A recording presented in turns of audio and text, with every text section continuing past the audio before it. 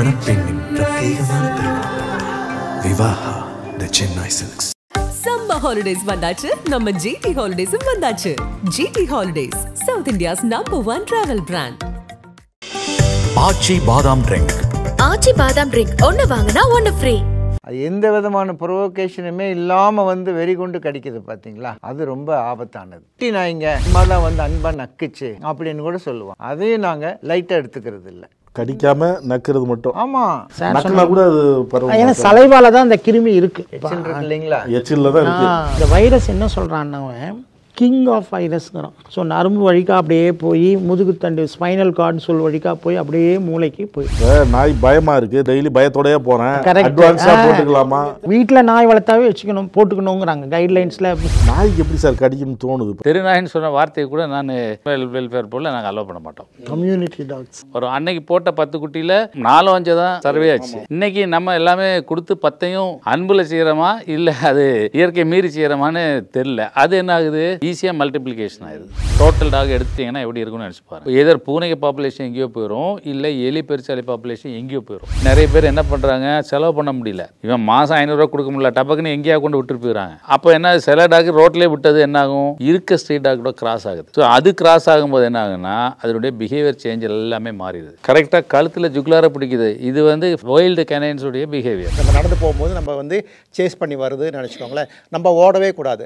நம்ம ஓடணும்னு நினச்சிக்கோங்களேன், அது பின்னாடியே நம்மளை துரத்தி கொண்டு வரும். முக்கியமான இது அதாவது நாயோட கண்ணை நம்ம பார்க்கவே கூடாது. அந்த வெறி பிடிச்ச நாய் 40 கிலோமீட்டர் சுற்றளவுக்கு அது ஓடும். எதையும் சாப்பிட முடியாது, முழுங்க முடியாது, தண்ணி கூட குடிக்க முடியாது. ஸோ அந்த மாதிரி ஒரு பெரலிசிஸ் ஆனோன்னா அதால் என்ன செய்யன்னு தெரியாது. இதில் ஓடும்போது எதிரில் யார் வந்தாலும் கடிச்சிடும். மேக்ஸிமம் சிம்டம்ஸ் ஆரம்பித்ததுலேருந்து 7 நாளுக்குள்ளே பாதிச்சு நாயோ பூனை எல்லாமே எல்லா விலங்குகளும் 7 நாளுக்குள்ளே இறந்து போயிடும். கடிக்கிற இடம் எவ்வளோ பிரெயினுக்கு அருகாமையில் இருக்கோ அந்த அளவுக்கு வேகமாக பிரெயின் தாக்கக்கூடிய ஒரு வாய்ப்பு இருக்கு. நக்கிர நேயர்களுக்கு வணக்கம். இப்போ பேசு பொருளாக பல விஷயங்கள் இருக்குது. அதில் ஒன்று தெருநாய் தொல்லை மற்றும் வீட்டில் இருக்கிற நாயும் சில நாய் கடிக்குது அப்படிங்கிறதெல்லாம் இருக்குது. இப்போ தெருநாய் தொல்லை ஒரு காலத்தில் விளையாட்டாக சொல்லுவாங்க. ஆனால் இப்போ உண்மையிலுமே சீரியஸான விஷயமா ஆகிப்போச்சு.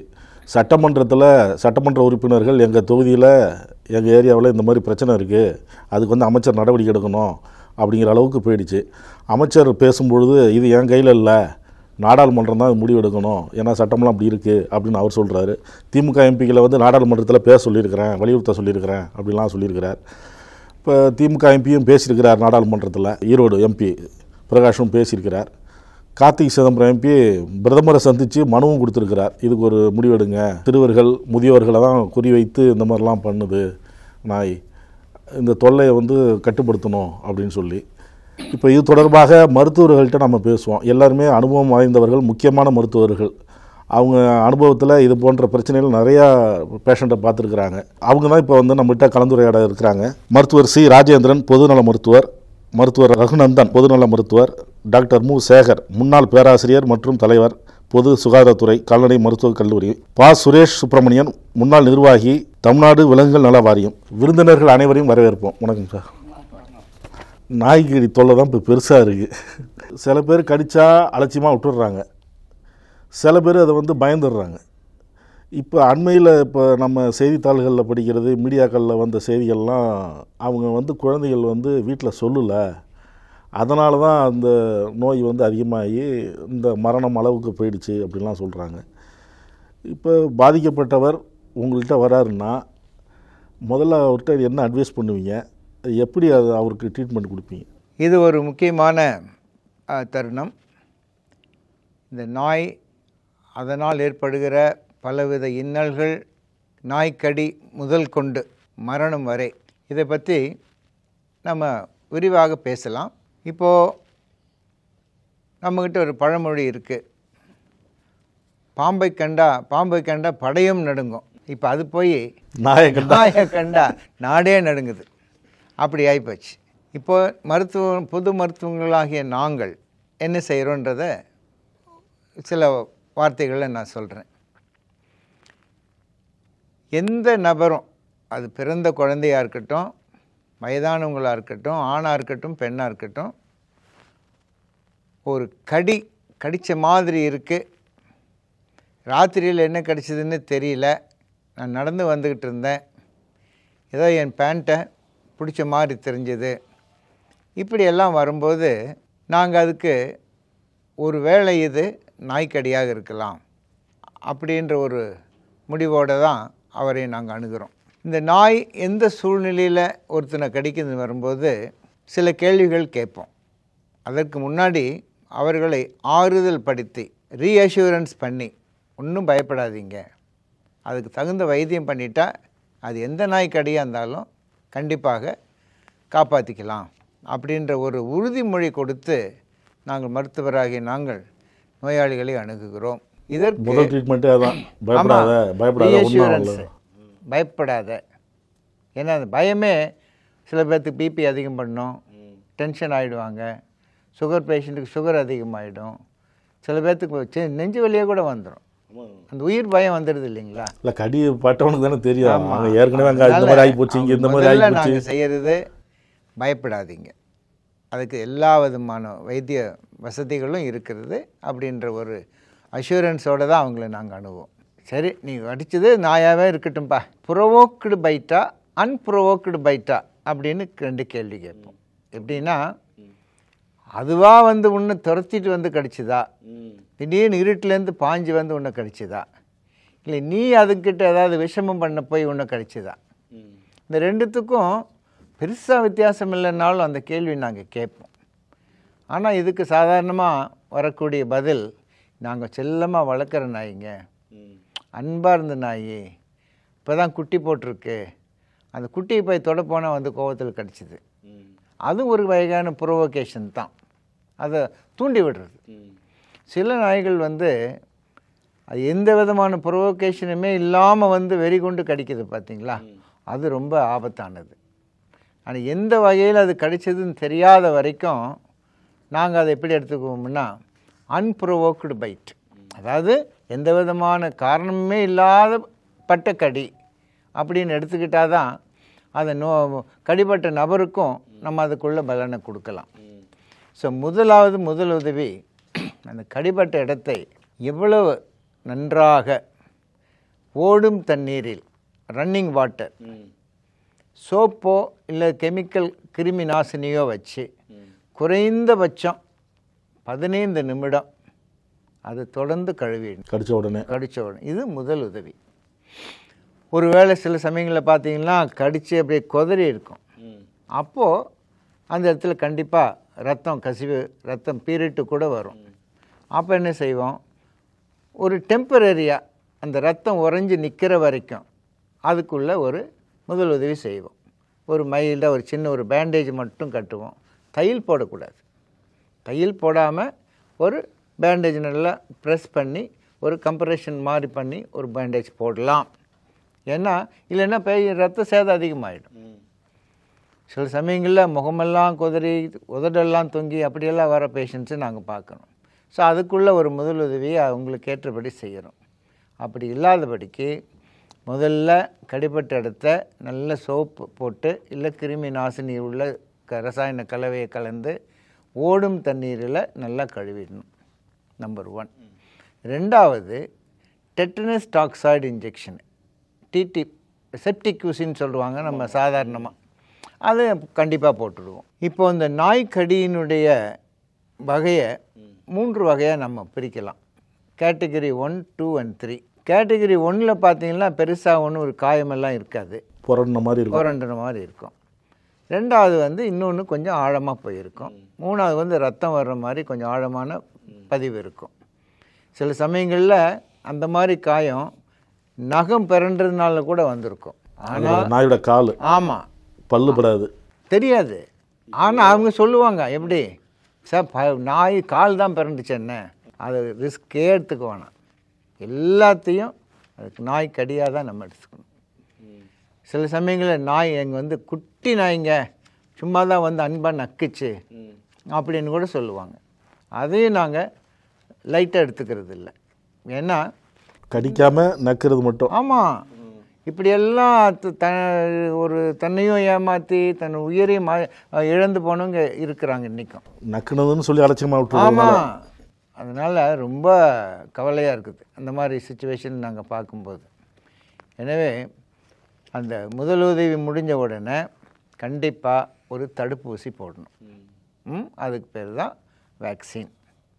வேக்சின் போடும்போது கண்டிப்பாக அதுக்குள்ளே ஒரு அட்டவணை இருக்குது, அதுக்குள்ளே ஒரு நம்பர் கொடுத்துருவாங்க.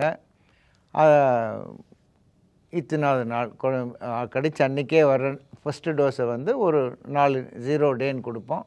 அப்புறம் 3, 7, 14, 28 அப்படின்னு சொல்லி ஒரு 5 நாட்களாக அதை பிரித்து ஒரு அட்டை போட்டு கொடுத்துட்டு நாங்கள் பார்ப்போம். ஒரு ஆன்டிபயாட்டிக் அப்படின்றத வந்து வழக்கமாக நாங்கள் கொடுக்கறது இல்லை. ஆனால் அந்த காயத்தினுடைய தன்மையை பொறுத்து, இல்லை ஏற்கனவே அவருக்கு ஒரு சுகரோ இல்லை வயதானவங்களோ அப்படி இருக்கும் பட்சத்தில் ஒரு ஆன்டிபயாட்டிக்கும் சேஃபாக கொடுப்போம். வலி இருந்தால் ஒரு பேராசிட்டமால் டேப்லெட் அந்த மாதிரி கொடுத்துருவோம். இப்படி தான் ஆரம்பத்தில் கொடுத்து அதனுடைய முக்கியத்துவத்தை அவங்களுக்கு சொல்லி, சில சமயங்கள் என்ன ஆகுன்னா எங்கேருந்தோ விருந்தாளியாக வந்திருப்பாங்க, ஒரு ஃபங்க்ஷனுக்கு வந்திருப்பாங்க, அவங்கள அந்த இடத்துல கடிச்சிருக்கோம். அவங்கள்ட்ட வரும்போது அவங்க அதோடு அதை மறந்துடுவாங்க. அதையும் நம்ம ஞாபகம் வச்சு அவங்களுடைய டெம்பரரி அட்ரஸ்ஸு, எங்கே போக போகிறாங்க அடுத்தது, இதெல்லாம் கவனமாக வச்சு அவங்களுக்கு நம்ம அறிவுரை சொல்லி ஒரு ரெஃபரன்ஸ் கூட கொடுத்துடணும். ஏன்னா அவங்க அந்த அட்டையை வச்சு அவங்க எங்கே வேணாலும் போய் அந்த இன்ஜெக்ஷனை கம்ப்ளீட் பண்ணணும். முக்கியமான ஒரு தவறு ரொம்ப நடக்குது. எப்படின்னா, டாக்டருங்க நாங்கள் எழுதி கொடுத்துருவோம் 5 இன்ஜெக்ஷன் போடணும், 3 இன்ஜெக்ஷன் போடணும் அப்படின்னு சொல்லி. என்னுடைய அனுபவத்தில் ஒரு 2-3 பேஷண்ட்ஸை நாங்கள் ஒரு வெறிநாய் கடியோடு பார்க்கும்போது, நாங்கள் ஊசியெல்லாம் போட்டிருக்கிறோம் டாக்டர், போட்டமே, இந்த பாருங்கள் சீட்டு வச்சுருக்கிறோம். அதாவது கடிக்கிறதுக்கு முன்னாடியா? இல்லை, கடிச்சு அவங்க அந்த வெறிநாய் தன்மையில் வந்திருக்கும்போது அவங்க வந்து என்ன சொல்லுவாங்க, நாங்கள் ஊசி போட்டுக்கிட்டோன்னுவாங்க. ஆனால் அதில் ஒரு முக்கியமான தவறு அவங்க பண்ணியிருப்பாங்க. எப்படின்னு சொன்னால், இதை தயவுசெய்து எல்லோரும் ஞாபகம் வச்சுக்கணும். ஏன்னா அந்த புண்ணு இருக்குது பார்த்தீங்கன்னா, கடிப்பட்ட இடம், அது காயம் மாறிடுச்சுன்னா அடுத்த ஊசி தேவையில்லைன்னு அவங்களாவே முடிவு பண்ணிக்கலாம். இது ஒரு ஆபத்தான முடிவு. ஒரு ஊசிலேயே கூட சில பேர் நீங்கள் ஒரு அட்டவணை கொடுக்குறீங்க, அந்த அட்டவணை எப்படி கம்பல்சரி எல்லா ஊசியும், அது ரொம்ப முக்கியம். காயம் ஆறுற வரைக்கும் நம்ம அதை வந்து ஒரு பொருட்டாகவே எடுத்துக்கூடாது. இதில் வந்து வெறிநாய்க்கடியினுடைய இன்ஜெக்ஷன் வேக்சினேஷனுன்னு ஒன்று இருக்குது. ஆனால் அந்த வேக்சின் வந்து இன்றைக்கி நம்ம போட்டோம்னா அதனுடைய இஃபெக்ட் தெரியறதுக்கு குறைஞ்சபட்சம் 5லேருந்து 7 நாட்கள் ஆகுது. இதை நம்ம மனசில் வச்சுக்கணும். எனவே தான் இப்போ நாங்கள் என்ன சொல்கிறோம், இந்த இம்யூனைசேஷன், இந்த வேக்சின் வந்து அது ஆக்டிவ் ப்ரொடெக்ஷன் கொடுக்கும். அதாவது அதுக்கு இருந்து அதுவாக போய் அந்த நோய் எதிர்ப்பு சக்தியை உருவாக்கும். அந்த 7 நாளில் அந்த கடிப்பட்ட நபருக்கு ஒரு வேளை அந்த கடிப்பட்ட நபர் ஆழமான கடியாக இருக்கும் பட்சத்தில் அந்த வைரஸ் வந்து சுலபமாக உடம்புக்குள்ளே பாஞ்சு நரமண்டலத்தை தாக்கிடலாம். எப்போ? இந்த 7 நாளுக்குள்ளரையே கூட அது நடக்கலாம். ஆகவே இன்றைக்கி நாங்கள் என்ன சொல்கிறோம், பேசிவ் ப்ரொடெக்ஷன் கொடுக்குறோம். அதுக்கு தான் அந்த இம்யூனோகுளோபுலின், ஆன்டி ரேபிஸ் இம்யூனோகுளோபுலின், அதை வந்து கடிப்பட்ட இடத்த சுற்றிலும் கொடுக்குறோம். அதுக்கு ஒரு டோஸ் கால்குலேஷன் இருக்குது. அப்படி கொடுத்தா அந்த லோக்கலாக இருக்கிற வைரஸு உடம்புக்குள்ளே பரவாமல் அது அந்த இடத்துலேயே அது அழிக்கப்படுகிறது. இது இம்யூனோகுளோபுலின், அது ரொம்ப முக்கியம். இது எப்பெல்லாம் கேட்டகரி 3 அப்படின்னு நாங்கள் டிசைட் பண்ணுறோமோ அதை கண்டிப்பாக அதை கொடுத்துடணும். அது ஒரு தடவை தான் அதை கொடுப்போம். ஏன்னா அவங்களுக்கு அந்த இம்யூனிட்டி பவர் வர வரைக்கும் இது காப்பாற்றிடும். இதில் நம்ம தப்பு பண்ணக்கூடாது. சார் சொன்னது வந்து நாய் கடித்த உடனே அந்த இடத்த வந்து சோப் போட்டு கழுவணும், அதுவும் ரன்னிங் வாட்டர் டேப்பை திறந்து விட்டு ஃபுல்லாக அந்த ரன்னிங் வாட்டரில் கழுவணும் முதல்ல அப்படின்னு சொன்னாங்க. சில ஆழமாக இருந்ததுன்னா தையல் போடக்கூடாது, அதை நாங்கள் கரெக்டாக ட்ரீட்மெண்ட் பண்ணுவோம் அப்படிலாம் சொன்னாங்க. இது ஒரு பக்கம் இருக்கட்டும். அந்த இவங்க ஏற்கனவே சொன்னார் சார் வந்து அவனை வந்து பயப்படாத, பதட்டப்படாத, அமைதியாரு, பார்த்துக்கலாம், ஒன்றும் இல்லை அப்படின்னு சொல்லி. இருந்தாலும் அவருக்கு ஒரு பயம் இருக்கும்ல, கடித்த உடனே எனக்கு ரேபிஸ் வந்துடுச்சு, ரேபிஸ் வந்துடும், ட்ரீட்மெண்ட்டுங்கிறது ஒரு ஆறுதலுக்கு தான் சொல்கிறாங்க, டாக்டர் அப்படி தான் சொல்லுவாங்க அப்படின்னு சில பேருக்கு மனசில் இருக்கும். அப்போ ஒரு நாய் கடித்து எவ்வளோ நேரத்தில் இல்லை எத்தனை நாளில் அந்த ரேபிஸுங்கிறது உருவாகும்? இப்போது இதில் ஒரு முக்கியமான ஒரு பாயிண்ட் என்னென்னா, நம்மளை கடிக்கிற நாய் எல்லாமே ரேபிஸ் டாக் அல்ல. ஆனால் ஒருவேளை இருந்தால் அதனால் சான்ஸே எடுக்கக்கூடாது. அதுதான் நம்மளுடைய ட்ரீட்மெண்ட்டே என்னென்னா, அது வீட்டு நாயாக இருந்தாலும் சரி, ஊசி போட்ட நாயாக இருந்தாலும் சரி, ரொம்ப செல்லமான நாயாக இருந்தாலும் சார் சொன்ன மாதிரி ரிஸ்க் எடுக்கக்கூடாது. இது 100% நாம் தடுக்க முடியும். இந்த நோய் நம்ம நாய்க்கு ரேபிஸ் இருக்கான்னு நமக்கு தெரியாது. அதனால நம்ம அதனால அது நல்ல நாயாக பாம்புலாம் கடிச்சிருச்சுன்னா பாம்பை கையோட தூக்கிட்டு வராங்க. அது மாதிரி நாயை தூக்கிட்டு வர இல்லை, அப்போ கூட நாய்க்கு இருக்கா இல்லையான்னு உடனடியாக நம்மளுக்கு தெரியாது. ஸோ அதனால தான் நம்ம என்ன கைட்லைன்ஸில் என்ன சொல்கிறோம் அப்படின்னா, அது சார் சொன்ன மாதிரி லேசாக நக்கி கூட இருக்கலாம். பட் சார் சொன்ன கூட அது பரவாயில்ல, ஏன்னா சலைவால தான் அந்த கிருமி இருக்குது. இல்லைங்களா? எச்சில்ல தான் இருக்கு. ஸோ இந்த வைரஸ், இப்போ இந்த ரேபீஸ்ங்கிறது வந்து வெறி நாய் கடின்னு நம்ம சொல்கிறோம். அது வந்து ஒரு வைரஸ் நோய். அது நரம்பு மண்டலத்தை குறிப்பாக தாக்குது. ஸோ அது எப்படி பரவுதுன்னா, ஒரு பாலூட்டியிலேருந்து இன்னொரு பாலூட்டிக்கு பரவுது. ஸோ இப்போ நாய்க்கு அடுத்தபடியாக பார்த்தா பூனை தான் நம்மளுக்கு மேக்ஸிமம், ப்ளஸ் ஆடு மாடு குதிரை எது வேணால் அது எனி பாலூட்டி மேமல்ஸ்னு சொல்கிறோம் இல்லைங்க, அது மூலிமா தான் அனிமல் டு அனிமல் பரவுது. இன்சிடெண்ட்டாக மேன்கிட்டையும் கடிக்குது. சப்போஸ் ஒருத்தர் இங்கே கடிச்சிருக்கு, கையில் கடிச்சிருக்குன்னு நம்ம நினச்சிப்போம். ஸோ சார் சொன்ன மாதிரி இம்மிடியட்டாக ஊன் வாஷ் பண்ணணும். ரன்னிங் வாட்டர் நம்ம வீட்லேயோ இல்லை எங்கேயோ ஆஃபீஸில் இருந்தால் ரன்னிங் வாட்டர், நம்ம ரோட்டில் நடந்து போகிறோம், எங்கேயோ இடத்துல தண்ணி எடுத்து சோப்பு, ஆர்டினரி சோப்பை போட்டு நம்ம குறைஞ்சது அந்த 15 நிமிஷம் வாஷ் பண்ணாலே. 15 நிமிஷம் வாஷ் பண்ணணும். ஆமாம். ஏன்னா அதுக்கு ஒரு காரணம் இருக்குது. ஏன்னா நான் சொன்ன மாதிரி கடிக்கிற நாய் எல்லாக்கிட்டையுமே வைரஸ் இருக்குதுன்னு சொல்ல முடியாது. நார்மலாக அது இல்லாமல் கூட இருக்கலாம். சப்போஸ் அது ஒரு வைரஸை டெபாசிட் பண்ணிடுச்சு கொடுத்துருச்சுன்னா நம்ம கரெக்டாக உடனே வாஷ் பண்ணோம்னா 80 to 85% நம்ம அங்கேயே எடுத்துரும், உள்ளே விடாமல். இது ஆக்சுவலாக நரம்பு வழிக்காக தான் பரவுது. ஸோ அதனால தான் நம்ம என்ன சொல்கிறோம், நீங்கள் மருத்துவரை பார்க்குறதுக்கு முன்னாடி எந்த இடத்துல இருந்தாலும் உங்களையோ உங்கள் நண்பரையோ குழந்தைங்களோ கிடைச்சா ஃபஸ்ட்டு சோப் போட்டு அந்த இடத்த வாஷ் பண்ணாலே, நம்ம அந்த ஃபஸ்ட் எய்ட் முதல் உதவி நம்ம கொடுத்தாலே நம்மளை நாம் பாதுகாக்கிறதுக்கு பெஸ்ட்டு ட்ரீட்மெண்ட்டாக தான் ஃபஸ்ட் எய்ட்.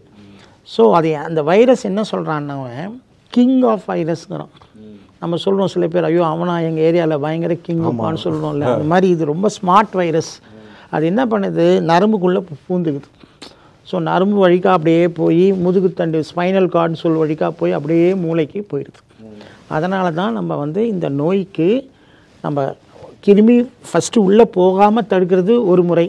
அடுத்தது இம்மீடியட்டாக நம்ம இம்யூனோகுளோபுலின் சொன்னார்ல, அதே மாதிரி நம்மளுக்கு பிளட்டு வந்தாலே அது கேட்டகரி 3க்கு போயிடுது, 3வது கேட்டகரி. ஸோ லோக்கலாக டோஸ் கால்குலேஷன் இருக்குது. அது பிரகாரம் நம்ம லோக்கலாக அந்த இம்யூனோகுளோபுலின் கொடுத்தாலே நீங்கள் கழுவுறத போய் மீதி இருந்தாலும், இன்ஃபேக்ட் நம்ம இன்னொரு ஆன்டிசெப்டிக் கூட நம்ம ஹாஸ்பிட்டலுக்கு போனால் வேறு ஏதாவது ஒரு ஆன்டிசெப்டிக் வந்து cleaning, first is washing, next is cleaning.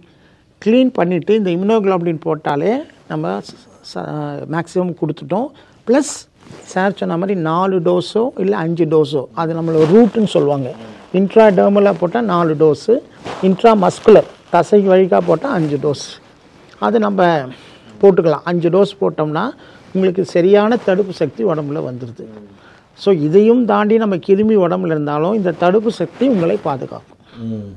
So அதனால தான் இந்த நோயை நாம் தடுக்கிறதுக்கான எல்லா முயற்சிகளும் எடுக்கணும். நம்ம பூனை தானே, வீட்டு நாய் தானே அப்படின்னு நம்ம அலட்சியப்படுத்தக்கூடாது. நாய்க்கு கடித்தா எவ்வளவு இது பரவுதோ அதே போல் பூனைக்கு கடித்தாலும் பரவும். அதுக்கிட்ட அந்த கிருமி இருந்தால் நம்ம கிட்ட வரதுக்கான வாய்ப்பு இருக்கு. இருக்கக்கூடாது. அதே மாதிரி தான் சில வாட்டி எலி இருக்கலாம், சில வாட்டி வீட்டில் நமக்கு அனிமல்ஸ்லாம் முக்கியமாக குரங்கு. இப்போ நிறைய சில ஊர்களில் பார்த்தீங்கன்னா குரங்கு கடிச்சிருதுன்னு வராங்க நிறைய பேஷண்ட்ஸு. இந்த மாதிரி மலை பிரதேசங்கள் வந்து ஓநாய், நரி, வவ்வால் கூட அது ஒரு பரவறதுக்கான ஒரு வாய்ப்பு இருக்குங்கிறாங்க. அதனால் பட் 95% நம்மளை பொறுத்த வரைக்கும் நாய்கள் தான் அதுக்கு மெயினாக இருக்குது. ஸோ அதனால தான் இந்த நோயை வந்து நாம் முழுமையாக தடுப்பதற்கு நாம் அனைத்து முயற்சிகளும் எடுத்துட்டோம்னாவே நோய் வராது. ஏதாவது சில வகை நாய்கள் வந்து இதுக்கு விதிவிலக்காக இருக்கா? இல்லை நம்ம வந்து அதுவும் ஒரு ஹிஸ்ட்ரி நம்ம கேட்போம். சார் வரும்போது, பேஷண்ட் வரும்போது என்ன கேட்பீங்கன்னு நாங்கள் யூஸ்வலாக என்ன கேட்போம், ஏன்பா அந்த நாய் உன்னை மட்டும் தான் கடிச்சதா, உங்கள் தெருவிலே 4-5 பேரை கடிச்சிருக்கான்னு கேட்டால், ஆமாம் சார் எங்கள் தெருவில் 5 பேரை கடிச்சிருக்குனாவே அது ஒரு ரேபிஸாக இருப்பதற்கான வாய்ப்பு மிக மிக அதிகம். அதுக்காக என்ன தான் கடிச்சதுனாலும் நம்ம அது ஒத்துக்க மாட்டோமா, எல்லாருக்குமே ட்ரீட்மெண்ட் ஆரம்பிச்சிடுறோம். பட் கன்ஃபர்மேஷன் பண்ணுறதுக்கு நம்ம கேட்கலாம். ஏன்னா அந்த டாகுக்கு இருந்ததா இல்லையானா அந்த நாயை இறந்த பிறகு அப்புறம் டெஸ்ட்லாம் பண்ணி பயாப்சிலாம் எடுத்து தான் கன்ஃபார்ம் பண்ண முடியும். அதனால் அது வந்து நம்ம ரூல்ட் அவுட். நம்ம என்ன சொல்கிறோம், எந்த நாய் கடிச்சாலும் ஊசி போட்டுங்க. இப்போ நாய் பயமாக இருக்குது, தெருவில் அந்த அதிகமாக எண்ணிக்கை அதிகமாக இருக்குது, இருந்தாலும் டெய்லி பயத்தோடயே போகிறேன், அட்வான்ஸாக போட்டுக்கலாமா? எங்கள் தெருவில் 5 நாய் இருக்குது சார், என்னைக்கு கிடைக்க போகுது எனக்கு தெரியலங்கிறாங்க மாதிரி கூட இருக்கலாம். வீட்டில் நாய் வளர்த்தாவே வச்சுக்கணும், போட்டுக்கணுங்கிறாங்க கைட்லைன்ஸில். முக்கியமாக சில ஹை ரிஸ்க் குரூப் சொல்லுவோம், வெட்டினரி டாக்டர்ஸு, இந்த நாய் பிடிக்கிறாங்களே கார்பரேஷன் ஆளுங்க பிடிக்கிறவங்க, போஸ்ட்மேனு, கொரியரு, அது மாதிரி அவங்களாம் வந்து ஒவ்வொரு வீட்டுக்கும் போகும்போது யார் வீட்டில் என்ன டாக் இருக்குதுன்னு தெரியாது. ஹவுஸ் ஓனர்ஸ் வீட்டில் பெட் டாக்ஸ் வச்சுருக்கவங்களும் போடணுங்கிறாங்க. ஸோ அது வந்து ப்ரீ எக்ஸ்போஷர்னு சொல்லுவோம். நம்ம வரத்துக்கு போட்டால் ஓரளவு சேஃபாக இருக்கும். முதல்ல ஒரு தலைக்கவசம் மாதிரி முதலே நம்ம தலைக்கவசம் போட்டுட்டு போகிற மாதிரி அது ஆல்ரெடி நம்மளுக்கு ப்ரொடெக்ஷன் இருக்குல்ல. ஸோ அது அட்வான்டேஜ், நம்மளுக்கு ஒரு அட்வான்டேஜ். நாய்க்கடியால் மட்டும்தான் ரேபிஸ் பரவுதா அப்படிங்கிற ஒரு கேள்வி இருக்குது. இல்லை மற்ற இப்போ சொன்னாங்க, இப்போ பூனையும் நிறைய பேர் வளர்க்க ஆரம்பிச்சிட்டாங்க. இப்போ நிறைய வீட்டில் பூனையும் ஆசையாக இப்போ எப்படி நாய்க்கு முக்கியத்துவம் கொடுத்து வளர்க்குறாங்களோ அதே போல் பூனையும் நிறைய வீட்டில் இருக்குது. இப்போ அதனாலையும் பாதிப்பு ஏற்படுமா? எந்தெந்த விலங்குகளால் ஏற்படும் ரேபிஸு? மனிதர்களுக்கு ரேபிஸ் வந்து பெரும்பாலும் நாய்கள் மூலமாக தான் பரவுது.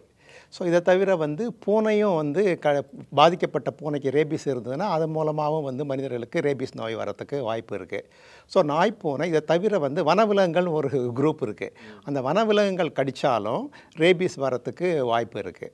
ஸோ அதனால் இந்த அனிமல் எல்லாமே வந்து பாதிக்கிறதுக்கு வாய்ப்புகள் இருக்குது. பெரும்பாலும் வந்து நாய்கள் தான். இப்போ நாய்க்கு சார் சொல்லும்போது அந்த நாக்குப்பட்டாவே பண்ணு சொல்கிறாங்களா, அங்கே தான் அதிகமாக இருக்கும் அப்படின்னு சொல்லி, அது பேர் பூனைக்கும் அப்படி தான் நாக்கு தான் எல்லாம். அதாவது எல்லா விலங்குகள்லையுமே வந்து இந்த நச்சுயிரி வந்து இந்த வைரஸ் வந்து சலைவால் இருக்கும், அந்த எச்சிலில் இருக்கும். இப்போ நாய் விலங்குகள் கடிக்கும்போது அந்த காயம் வருது. அந்த காயத்தில் வந்து எச்சில் பட்டு அது மூலமாக தான் வைரஸ் வந்து மனிதர்களுக்கு உடம்பு உள்ளே போகிறதுக்கு வாய்ப்பு. இதுதான் பெரும்பாலும் இப்படி தான் நடக்கிறது. நாய்க்கு எப்படி சார் கடிக்கணும்னு தோணுது? இப்போ வெறி பிடிச்ச நாய் கடிக்குதுன்னு பொதுவாக சொல்கிறாங்க, வெறி பிடிக்காத நாயும் துரத்துது கடிக்குது. இப்போ நம்ம ஒரு ஏரியாவுக்கு உள்ளே போகிறோம், நம்ம அதை சீண்டில் ஒன்றும் செய்யலை, அது இருக்கிறதே நமக்கு தெரியல, நாம் சாம் போகிறோம். ஆனால் அதுக்கு குலைக்கணும், இவனை பார்த்தா குலைக்கணும், கடிக்கணும் அப்படிங்கிற எண்ணம் எதனால் வருது? பெரும்பாலும் வந்து நாய்கள் வந்து 3 சர்க்கம்ஸ்டன்ஸில் வந்து பார்க்கணுங்க. முதல்ல வந்து நாய் வந்து அதனோட ஏரியாவில் நம்ம நுழைஞ்சோன்னு நினச்சிக்கோங்களேன், அது வந்து கடிக்கிறதுக்கு முற்படும். அது விலங்குகளுக்கு, அந்த நாய்களுக்கு பெரும்பாலும் வந்து அந்த ஏரியாவில் இருக்க மக்களை வந்து எல்லாருக்கும் தெரியும், அதுங்களுக்கு தெரியும் அதுங்க. ஸோ அதுங்களுக்கு புதுசாக வந்திருக்காங்க, ஸ்மெல்ஸ், இந்த சென்ஸ் ஆஃப் ஸ்மெல்லில் வந்து அது கண்டுபிடிச்சிடும் புதுசாக ஏரியாவுக்கு வந்திருக்காங்க அப்படின்ட்டு.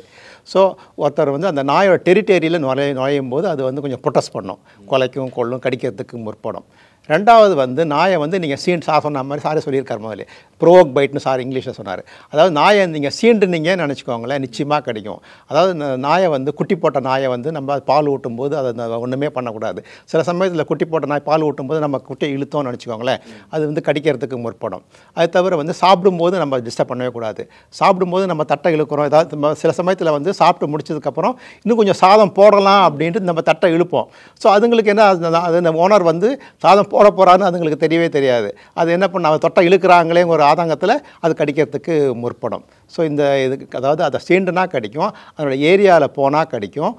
மூணாவது வந்து ரேபிஸ் வந்தால் கடிக்கும். தெருநாயோடு சேர்ந்து வளர்க்குற நாயும் கடிக்குதுங்கிறாங்க. ஆமாங்க, ஆமாம் ஆமாம். அது இப்படி வளர்க்குற நாய் ஒரு கட்டுப்பாடோடு வளர்ப்பாங்க, அது அதுக்கு சில பயிற்சிலாம் கொடுப்பாங்க சில பேர். இப்போ வந்து ஆக்சுவலாக வந்து வீட்டில் வளர்க்குற நாய் வந்து கொஞ்சம் நல்லா கட்டுப்பாடோடு நம்ம வச்சுக்கணும்.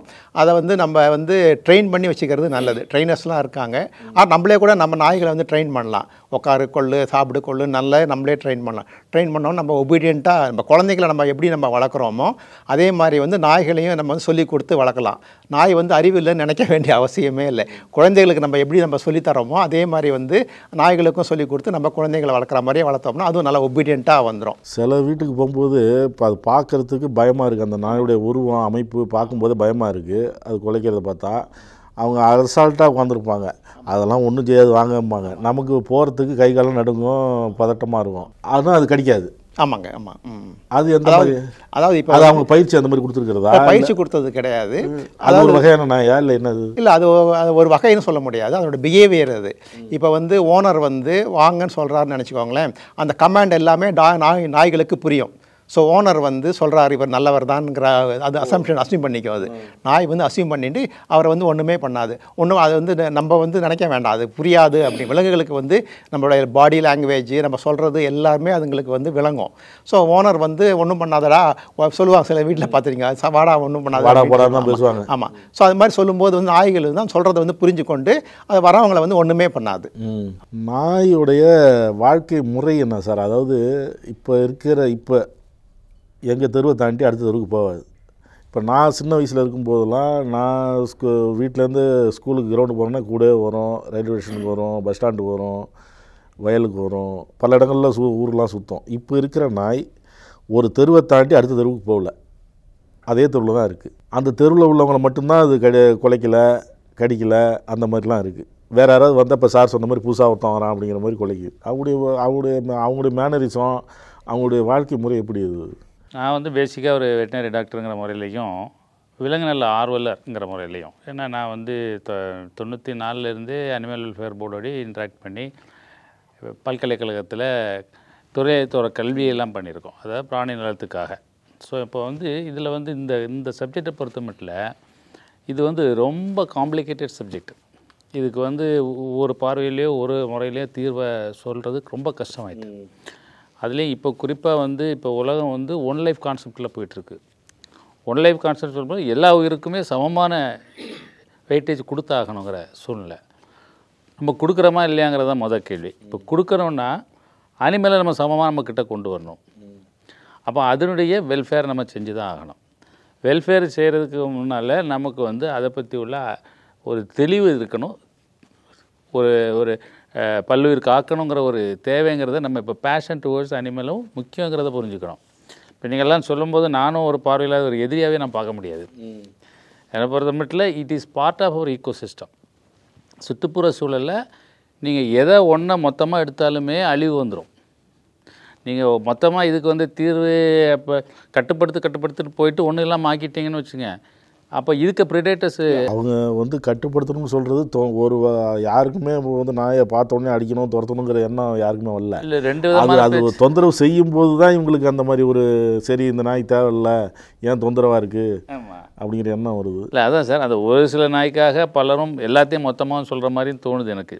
ஏன்னா அந்த ஒரு சிலதை கண்டுபிடிச்சி பண்ணுறது ரொம்ப முறையான விஷயந்தான், அதுக்கெல்லாம் இருக்குது. ஆனால் என்னென்னா இதெல்லாம் இதுக்கு தீர்வுக்காக தான் இப்போ வந்து ப்ரிவென்ஷன் ஆஃப் குவாலிட்டி அண்ட் அனிமல்ஸ்னு 1960 ஆக்ட் வந்து அதை வந்து 5 சாப்டரில் அதை பிரிச்சுட்டாங்க. இது ஃபண்டமெண்டல் ரைட்லேயே நம்ம வந்து பாதுகாக்கணுங்கிறது ஒன்று இருக்குது. எல்லா இக்கோசிஸ்டம் முதல் எல்லா உயிர்கள்ட்ட நம்ம அன்பு செலுத்தி அதை கவனிக்க வேண்டிய டியூட்டியாகவே இருக்குது. ஸோ அந்த டியூட்டியிலேருந்தும் நம்ம தவறி போகக்கூடாது. ஸோ இந்த சட்டம் வந்ததுனால என்னென்னா அந்த சட்டத்தை வந்து நம்ம முழுமையாக புரிஞ்சிக்க வேண்டிய சூழ்நிலை இருக்கிறோம். அதை வந்து போய் சேரவும் இல்லை, அதை பற்றி தெரிஞ்சுக்க வேண்டிய இடங்கள்லேயும் பெருசாக சேரல. இப்போது April 25 கூட ஒரு கைட்லைன்ஸ் பப்ளிஷ் பண்ணியிருக்காங்க அனிமல் வெல்ஃபேர் போர்டு, இந்தியா, டெல்லியில். ஏன்னா அது ஸ்டாச்சுட்டரி பாடி, அட்வைசரி பாடி. ஸோ முதல்ல அவங்க இப்போ என்ன பண்ணியிருக்காங்க, அந்த புக்கில் வந்து அர்பன் பாடிஸில் தெரிஞ்சதுக்காக அவ்வளோ கருத்துக்கெல்லாம் அதில் கொடுத்துருக்காங்க. ஸோ இது வந்து இப்போ நீங்கள் வந்து தெருநாயின்னு சொன்ன வார்த்தையை கூட நான் அனிமல் வெல்ஃபேர் போல் நாங்கள் அலோவ் பண்ண மாட்டோம். கம்யூனிட்டி டாக்ஸ் இதை வந்து கம்யூனிட்டி டாக்டர் வார்த்தையாக சொல்லணும். ஏன்னா ஸ்ட்ரே அனிமல்ஸ் வேறு இருக்குது. ஸ்ட்ரே அனிமல்ஸில் எல்லாமே வந்துடும். ஸ்ட்ரே டாக்னு சொல்லியிருந்தா கூட நிறுத்திட்டு கம்யூனிட்டி டாக்ஸ் தான் சொல்லணும். ஏன்னா அவங்க இருக்கிறதுனால கம்யூனிட்டிக்கு நிறைய பிரயோஜனம் இருக்குது. இன்னொன்று வந்து யார் ஓனர்ஷிப்புங்கிற பார்வையில் தான் நம்ம இதை எடுத்துகிட்டு போக முடியும். ஒரு அனிமலை ஒருத்தர் எடுத்து வளர்க்கும்போது அது பெட்டாயிருது. அப்போ அவர் பொறுப்பு அந்த சட்டத்துலேயும் அதில் வந்துடுது. அவங்க பொறுப்பு, முழு பொறுப்பு அவங்க எடுத்துக்கணும். அப்போ வெளியில் இருக்க இந்த கம்யூனிட்டி டாக் யாருக்கு பொறுப்பு? இது எல்லாமே லோக்கல் பாடிஸு தான் அதாரிட்டி. அது கார்பரேஷனாக இருக்கலாம், முனிசிபாலிட்டியாக இருக்கலாம், டவுன் பஞ்சாயத்தாக இருக்கலாம். அவங்களுக்கு தான் அதோடைய உரிமை இருக்குது, அதிகாரமும் இருக்குது. அது எது செய்யணுனாலும் என்ன செய்யணுனாலும் அவங்கள எல்லாமே யாருமே செய்யக்கூடாது. ஸோ இந்த மாதிரி சூழ்நிலை இருக்கும்போது தான் ஆளுக்கால் ஏதாவது பண்ணாமல் இருக்கிறதுக்கு இந்த சட்டங்களை கொண்டு வந்தாங்க. இப்போ நீங்கள் சொல்கிற மாதிரி ஒரு தெருவில் போன, அப்படி உங்கள் கேள்வியில் தான் வருதா இருந்தால், ஒரு தெருவில் போன மட்டும்தான் கிடைக்குது, இன்னொரு தெருவில் போகிறேன்னு கிடைக்கலன்னு சொல்கிறது வந்து இல்லை. ஒரு தெருவில் இருக்கிற நாய் அந்த தெருவில் தான் இருக்குது, அடுத்த தெருவுக்கு இப்போ போகிறது இல்லை. ஆமாம், அதாவது தாண்டி போகிறது இல்லை. இப்போ ஒரு அதுக்குன்னு ஒரு இவ்வளோ தான் இது சொல்லும்போது நான் வந்து அனிமல் இத்தாலஜின்னு சொல்லுவாங்க, அதாவது இது அனிமல் பிஹேவியருக்கு போகணும். இப்போ நீங்கள் சொல்கிற மாதிரி ஒரு தெருவில் போன அப்படி உங்கள் கேள்வியில் தான் வருதா இருந்தால் ஒரு தெருவில் போன மட்டும்தான் கிடைக்குது, இன்னொரு தெருவில் போகிறேன்னு கிடைக்கலன்னு சொல்கிறது வந்து இல்லை. ஒரு தெருவில் இருக்கிற நாய் அந்த தெருவில் தான் இருக்குது, அடுத்த தெருவுக்கு இப்போ போகிறது இல்லை. ஆமாம், அதாவது தாண்டி போகிறது இல்லை. ஒரு இப்போ ஒரு அதுக்குன்னு ஒரு இவ்வளோ தான். ஒரு இதை சொல்லும்போது நான் வந்து அனிமல் இத்தாலஜின்னு சொல்லுவாங்க, அதாவது இது அனிமல் பிஹேவியருக்கு போகணும். டாக் எப்படி நமக்கு வந்ததுன்னு சொன்னால் இதுக்கு ஆன்செஸ்ட்ரி பார்த்தீங்கன்னா ஜாக்கல்ஸ் அண்டு ஃபாக்ஸு தான்.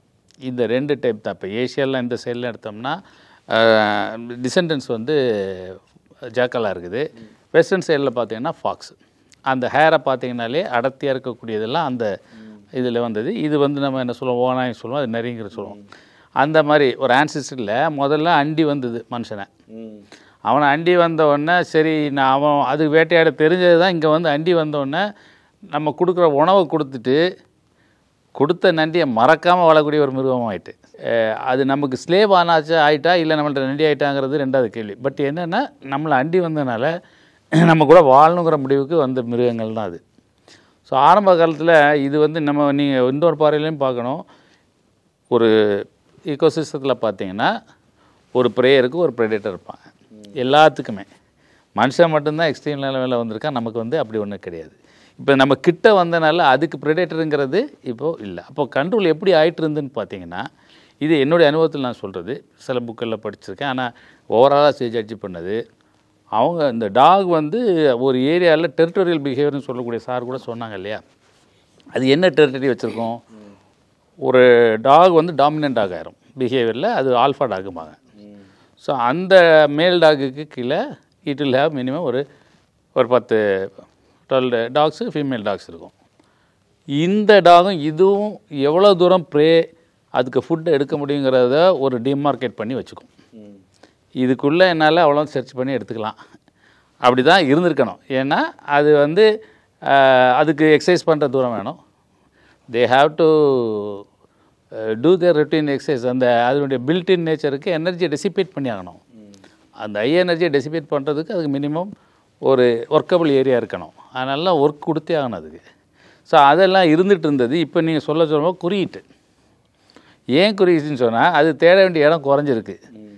ஏன் குறைஞ்சுன்னு சொன்னால் அதுக்கு நிறைய உணவு வேஸ்ட்டாக கிடைக்கிது. ஸோ நம்மளாம் வந்து நிறைய வேஸ்ட்டை கொடுக்குறதுனால வெளியில் போடுறோம். இல்லைன்னா ஹோட்டல் வேஸ்ட்டு. சிட்டிலெலாம் பார்த்தீங்கன்னா ராத்திரிக்கு அப்புறம் எவ்வளோ ஃபுட்டு எல்லாத்தையும் போட்டு போகிறதா இருக்கும் பெரும்பாலும் சமயத்தில். அதுக்கு ஃபுட்டுக்குன்னு கஷ்டப்படுறது வந்து இயலாத நாய்க்கு தான் கஷ்டம். ஏதோ அதுக்கு ப்ராப்ளம் இருக்கும். ஏதோ அதாக்க வந்திருக்கும், இல்லை நோய் வந்திருக்கும், இல்லைன்னா யாரும் அடித்ததுனால இந்த மாதிரி நகர முடியாமல் அதுக்கு கட்டாயம் ஃபீட் கொடுத்துரும். அதுக்கு தேட தெரியாது. மற்றபடி இது ஃபுட்டு அதிகமாக கிடைக்கும்போது ஏற்கனவே இருந்த ஒரு பெரிய சர்க்கிளு உள்ள நிறைய சின்ன சர்க்கிளாக மாறிட்டு. ஸோ நிறைய சின்ன சர்க்கிளாக மாறும்போது டாமினன்ட் டாக்ஸ் வந்து நிறைய ஆகிப்போச்சு. ஸோ டாமினன்ட் டாக் நிறைய ஆகும்போது அதுகளுக்குள்ள கான்ஃப்ளிக்ட்ஸ் அதிகமாக வரும். ஸோ கான்ஃப்ளிக்ட்ஸ் வரும்போது அதில் ஏதாவது என்ன கிராஸ் ஃபயரிங் மாதிரி இடையில போகிற மனிதர்களும் பாதிக்கப்படுவாங்க. அதுக்குள்ள இப்போ பிஹேவியர் சேஞ்சஸ்னாலையும் அந்த டெரிட்டரியல் அக்ரெசிவ்னஸ் கூடிடுது. அக்ரெசிவ்னஸ் அது கூடும்போது அதுக்கு ஒர்க்கபிள் ஏரியாவில் போகும்போதுக்கு பாதிக்குது. மற்றபடி சார் சொன்ன மாதிரி ஒரு அதுக்கு வந்து நியூ என்ட்ரன்ஸ் வந்தால் ப்ரோகேட் ஆகும். அதில் 3 விதமாக அவர் சொன்னார். ஸோ இதனால தான் அது மாறிச்ச வழியே உங்கள் தெருவுக்கு மட்டும்தான் இருக்குதுன்னா இப்போ அதுக்கு வந்து அங்கே வேண்டிய அளவு கிடைக்கிது எல்லாமே. ஸோ அதுக்கு அடுத்தது போக வேண்டிய தேவையில்லை. ஸோ அதை வந்து நம்ம குறைச்சது தப்பு தான் நான் நினைக்கிறேன். என்னென்னா சர்வைவல் ஃபார் த ஃபிட்டஸ்ட்டுங்கிற கான்செப்டில் தான் லைஃபே போய்ட்டுருக்கு. ஒரு டாகுக்கு மட்டும் 10 குட்டி போட கடவுள் கொடுத்துருக்காரு அவர். ஏன்னா இப்போ லாஸ்ட்டாக வர்ற பப்ஸுக்கு எல்லாமே கொஞ்சம் ஸ்ட்ரென்த்து குறைவாக இருக்கும். Genetically they will be poor for survivability. So ஆட்டோமேட்டிக்காக என்னாகும், அதில் இருக்க டாமினன்ட் மட்டும் வரும். அன்னைக்கு போட்ட 10 குட்டியில் 4-5 தான் சர்வே ஆச்சு. இன்றைக்கி நம்ம எல்லாமே கொடுத்து 10ஐயும் அன்பில் செய்கிறோமா இல்லை அது இயற்கை மீறி செய்கிறோமான்னு தெரில. அது என்ன ஆகுது, ஈஸியாக மல்டிப்ளிகேஷன் ஆகிடுது. ஸோ பார்த்திங்கன்னா ஒரு டாக் ஒரு வருஷத்தில் இப்போ இந்த ஹிந்து எடிட்டோரியல் பார்த்திங்கன்னா இப்போ May 7 எழுதியிருந்தாங்க. ஸோ அந்த ஆர்டிக்கிளே அவ்வளோ அழகாக சொல்லுவாங்க. ஓகே. ஸோ அந்த மாதிரி பாப்புலேஷனை கூட்டிட்டோம். இப்போ அந்த மாதிரி பாப்புலேஷன் கூட்டிகிட்டு இருக்கிறத இந்த அனிமல் பெர்த் கண்ட்ரோலுங்கிற ஒரு ரூல் மூலம் தான் நம்ம இப்போதைக்கு ஹியூமன் வேல அதை ஹேண்டில் பண்ண முடியும். ஹியூமன் வேல தான் ஹேண்டில் பண்ணி ஆகணும். சட்டத்தில் அதை மாறி போகக்கூடாது. இதுக்கு அந்த ஏபிசி ரூலில் தெளிவாக சொல்லியிருக்கு. இப்போ வந்து தமிழ்நாடு வந்து பிராணி நலத்தில் முன்னோடியாக இருக்குன்னு சொல்லி எல்லாம் பெருமைப்பட வேண்டிய விஷயமா இருக்குது. என்னென்னா தமிழ்நாடு அனிமல் வெல்ஃபேர் போர்டுன்னு ஒன்று உருவாக்கி முதலமைச்சர் இப்போ இருக்கிற முதலமைச்சர் அவங்களுடைய தலைமை கீழே தான் அது செயல்படுது. அந்த போர்டு ஃபார்ம் பண்ணுறதே இந்த அனிமல் மேலே ஒரு பேஷன் இருக்குதுனால அதுதான். இது மற்ற ஸ்டேட்ஸில் ஃபங்க்ஷனிங்காக இருக்கலாம், அல்லது நிச்சயமாக it is clubbed with any department. இதே மாதிரி தனி போர்டாக இருக்கிறது இந்தியாவிலே நம்ம தான் தலை சிறந்த ஒரு செயலாக பார்க்க வேண்டியிருக்கோம். அதை பாராட்டி ஆகணும். அது மட்டும் இல்லை, அதுக்கு அவ்வளோ ஃபண்டிங் கொடுத்து செயல்படுத்திகிட்டு இருக்காங்க. இந்த அனிமல் பர்த் கண்ட்ரோலுக்காகவே இப்போ கூட சட்டசபையில் முதலமைச்சர் அவர்கள் அறிவித்தாங்க. ஏற்கனவே ஒரு 9 கோடி செலவு பண்ணியிருக்காங்க, கொடுத்துருக்காங்க. இன்னும் 20 கோடி கால்நடை துறை மூலம் செயல்படுத்துறதுக்காகவும் அனிமல் வெல்ஃபேர் போர்டாக செயல்படுத்தவும் இப்போ பல கோடிகள் கொடுக்குறாங்க. ஸோ இது காரணம் என்னென்னா இந்த பேஷன் வித் அனிமல் வந்து நம்மளுடைய தமிழ்நாடு முதலமைச்சருடைய ஒரு கருணையினாலேயும் தான் இது செயல்படுது. இதை செயல்படுத்துறதுனால தான் நம்ம வந்து திட்டமாட்டு செயல்படுத்த முடியும். இது ஏற்கனவே நான் சொன்னேன், வெரி காம்ப்ளிகேட்டட் இஷ்யூ. இந்த இஷ்யூவை வந்து இப்போ யார் செய்யணுங்கிறது வந்து லோக்கல் பாடிஸில் தான் இந்த அவங்களுடைய என்னென்னா முழு ஒத்துழைப்பு தேவைப்படுது. அவங்க மூலம் தான் செயல்படுத்த முடியும். அனிமல் ஹஸ்பண்ட்ரி சர்ஜரி வந்து வெட்டினரிங்கிற பார்வையில் நீங்கள் பார்த்தா கூட ஓனர்ஷிப் வந்து யார்கிட்ட இருக்குன்னா லோக்கல் பாடிஸ்கிட்ட. ஸோ ஓனர் வழியாக தான் நான் இதனால் செய்ய முடியும். அவங்களுக்கு தான் அந்த உரிமை இருக்குது. அப்படி செய்யும்போது தான் தப்பு இல்லாமல் நடக்கும். இந்த animal birth control ABC rule 2001 போட்டதில் நிறைய ட்ரை பண்ணி பார்த்தாங்க. அது வந்து பண்ணுறவங்களுக்கு காசுன்னெலாம் கொடுத்தாங்க. ஆனால் இப்போ வந்து பார்த்த ரிசல்ட் வந்து எதுவுமே ஃபேவராக இல்லை. அதனால தான் இந்த அனிமல் பர்த் கண்ட்ரோல் 23 அதை மாடிஃபை பண்ணிட்டாங்க. இதில் வந்து central monitoring and implementation committee, state monitoring committee இருக்குது, அப்புறம் லோக்கல் மானிட்டரிங் அண்டு மானிட்டரிங் கமிட்டின்னு ஒன்று இருக்குது. இந்த மாதிரி 3 லெவலில் கமிட்டிஸ் கொடுத்துருக்காங்க. இதில் எல்லா பாடியிலையும் உள்ள இதுக்கு சம்மந்தப்பட்ட துறைகள்லேருந்து எல்லாருமே அந்த கமிட்டியில் இருக்காங்க. ஸோ அவங்க இந்த திட்டத்தை செயல்படுத்துறதுனா கார்ப்பரேஷனில் அனிமல் பர்த் சென்டர்ஸ் அமைக்கணும். அதை வந்து ஏபிசி சென்டர்ஸை வந்து ரெஜிஸ்ட்ரேஷன் பண்ணுறாங்க. அதாவது அதுக்கு ப்ராஜெக்ட் ரெகக்னேஷன் ஒரு சர்டிஃபிகேட் இருந்தால் தான் பண்ண முடியும். ஏன்னா அப்போ தான் இந்த தவறுகள் எதுவும் இல்லாமல் நடத்த முடியும். ஸோ இதெல்லாம் கிராஸ் செக்கில் பண்ணுறதுக்காக இந்த முறையை ரொம்ப சிஸ்டமாக கொடுத்துருக்காங்க. ஸோ அதை எல்லாமே நம்ம இதில் பண்ணுறதுக்காக ஃபண்டிங் நிறைய கொடுத்துருக்காங்க. இது செயல்படுத்த ஆரம்பித்தாலே இது நிறைய குறைஞ்சிரும். இப்போ இருக்க பாப்புலேஷன் பார்த்திங்கன்னா இப்போ லேட்டஸ்ட் ஸ்டாட்டிஸ்டிக்ஸில் சொல்கிறாங்க 2021 சென்சஸில் ஒரு 12 லட்சம் நாய்கள் இருக்குதா போட்டாங்க. பட் இப்போ லேட்டஸ்ட்டு பார்த்திங்கன்னா 14-17 இருக்கலாம் தமிழ்நாடு பூரா. ஆமாம். ஸோ இந்த சென்சஸ் ஒரு டேட்டா நமக்கு கையில் கிடச்சனால தான் நம்ம அதுக்கு தக்கன பிளான் பண்ண முடியும். ஒரு ஸ்டாட்டிஸ்டிக்ஸே இல்லாமல் நம்ம ரேண்டமாக எதாவது பண்ணோம்னா அதுக்கு ஒரு தீர்வு கிடைக்காது. ஸோ இதுலேயும் இன்னும் கொஞ்சம் அட்வான்ஸாலாம் இப்போது கார்ப்பரேஷனில் செயல்படுத்த போகிறாங்க. அந்த மைக்ரோசிப்பிங்கிற முறை அதெல்லாம் வந்து நம்ம இந்த நாய்க்கு பண்ணியாச்சா இல்லையா, இந்த நாய் எங்கேருந்து எடுத்துகிட்டு வரப்பட்டது, இதுக்கு என்னென்ன வைத்தியம் பண்ணியிருக்கோம், வேக்சினேஷன் போட்டிருக்கோமா. வேக்சினேஷன் வந்து ஒன் டைம் வேலை இல்லை, எவ்ரி இயர் பண்ணலைன்னா அந்த இம்யூனிட்டி அதுக்கு இல்லாமல் போகும், பழையபடி நோய் தொத்திக்கும். ஸோ இதெல்லாம் நம்ம பார்க்குறதுக்கெல்லாம் அட்வான்ஸ் டெக்னாலஜி நமக்கு தேவைப்படுது. அட்வான்ஸ் டெக்னாலஜி இல்லாமல் இன்றைக்கி சக்ஸஸே வர முடியாது. இன்றைக்கி கூட பார்த்துருப்பீங்க, யூஎஸ் வந்து நம்மளை விட 1/3 லேண்ட் வச்சுருக்கவங்க, they are producing more than 3 to 4 times productivity of India.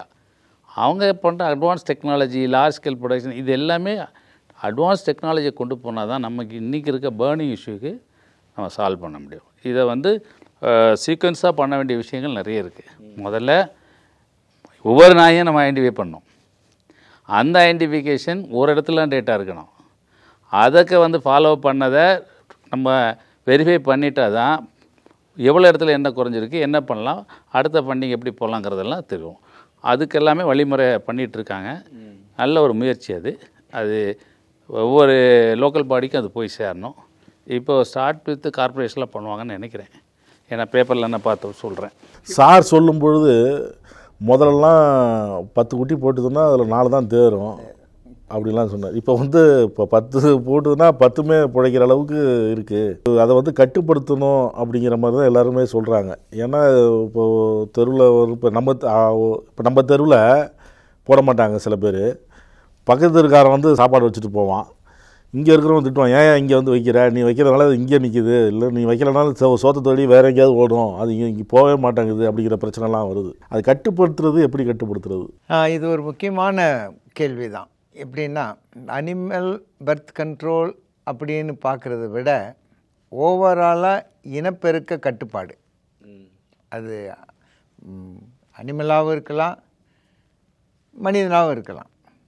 So ஆரம்ப காலத்துல எல்லாம் நம்ம நாட்டில் ஜனப்பெருக்கம் ஏகமாக பெருகிட்டே போன போது வேறு வழி இல்லாமல் நம்மளே என்ன பண்ணோம், நம்மளுடைய ப்ரொடக்ஷனை குறைக்க ஆரம்பித்தோம்.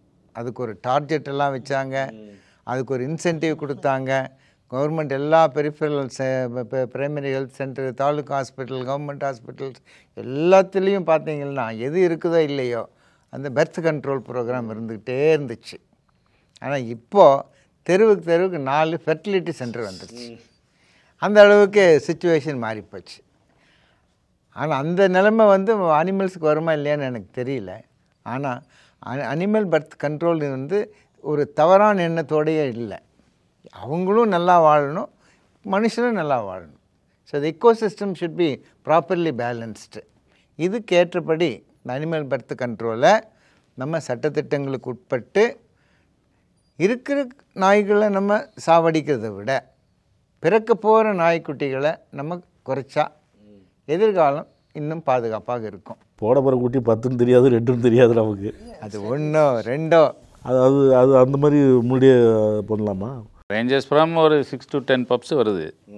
ஆனால் அதுக்கு வந்து சர்வைவபிலிட்டி எவ்வளோங்கிறத இன்னெல்லாம் நம்ம ஸ்டடி பண்ணணும். நிறைய ஸ்டடி பண்ண வேண்டிய ஏரியா இதெல்லாம். என்ன சர்வைவபிலிட்டி வந்து நேச்சுரலாக இருந்த மாதிரி பர்மிட் பண்ணுறதா, இல்லை நம்ம அதை அட்வான்ஸ் பண்ணி பண்ணணுமாங்கிறது அந்த பிரச்சனையே வேண்டாம் தான். இப்போ டோட்டலாக ஸ்டெரிலைசேஷன் கான்செப்ட்டுக்கு போயிட்டோம். எப்படின்னா மேல் ஆர் ஃபீமேல் அதை வந்து கற்பை பையை எடுத்துருவாங்க, விதையை ஆண் நாய்க்குன்னா ரிமூவ் பண்ணிடுவாங்க. ஸோ என்ன ஆகும், neither sperm or ova will be available for fertilisation.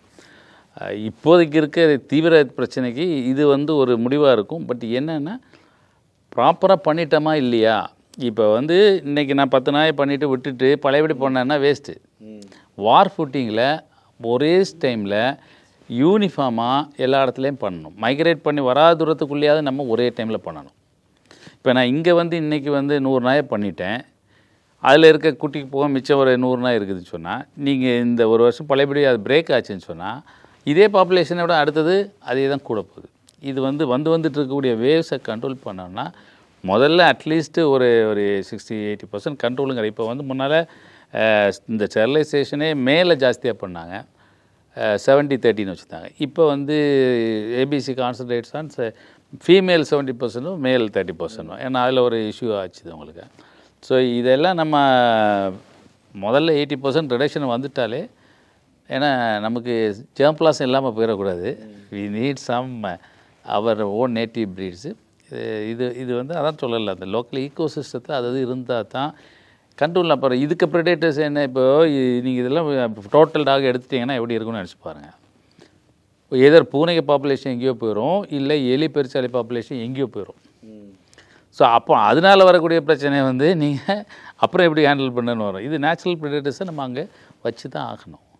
So அந்த பாப்புலேஷனை வந்து ரெகுலேட் பண்ணிட்டாலே போகிறோம். சார் சொன்ன மாதிரி அன்றைக்கி ஃபேமிலி பிளானிங்னு சொன்னாங்க, குடும்பத்துக்கு 2 பேர் அப்படி இப்படின்னு சொல்லி அதை ஒரு பிளானிங்காக கொண்டு வந்தாங்க. இதுவும் பிளான்டு ஏபிசியாக கொண்டு வரலாம். பிளான்டு அனிமல் பர்த் கண்ட்ரோலாக கொண்டு வந்துட்டோம்னா இம்ப்ளிமெண்ட் பண்ணணும். பெர்ஃபெக்டாக வார் புட்டிங்கில் தான் பண்ணணும். நாய் வளர்க்குறவங்க சில பேர் ரொம்ப உரிமை எடுத்து பழகிறாங்கல்ல. இப்போ படுக்கிற கட்டில் பக்கத்தில் படுக்க வச்சுக்கிறாங்க, எங்கே போனாலும் தோளில் தூக்கிட்டு போகிற காரில், அதெல்லாம் ரொம்ப பாசம் ரொம்ப வைக்கிறாங்க.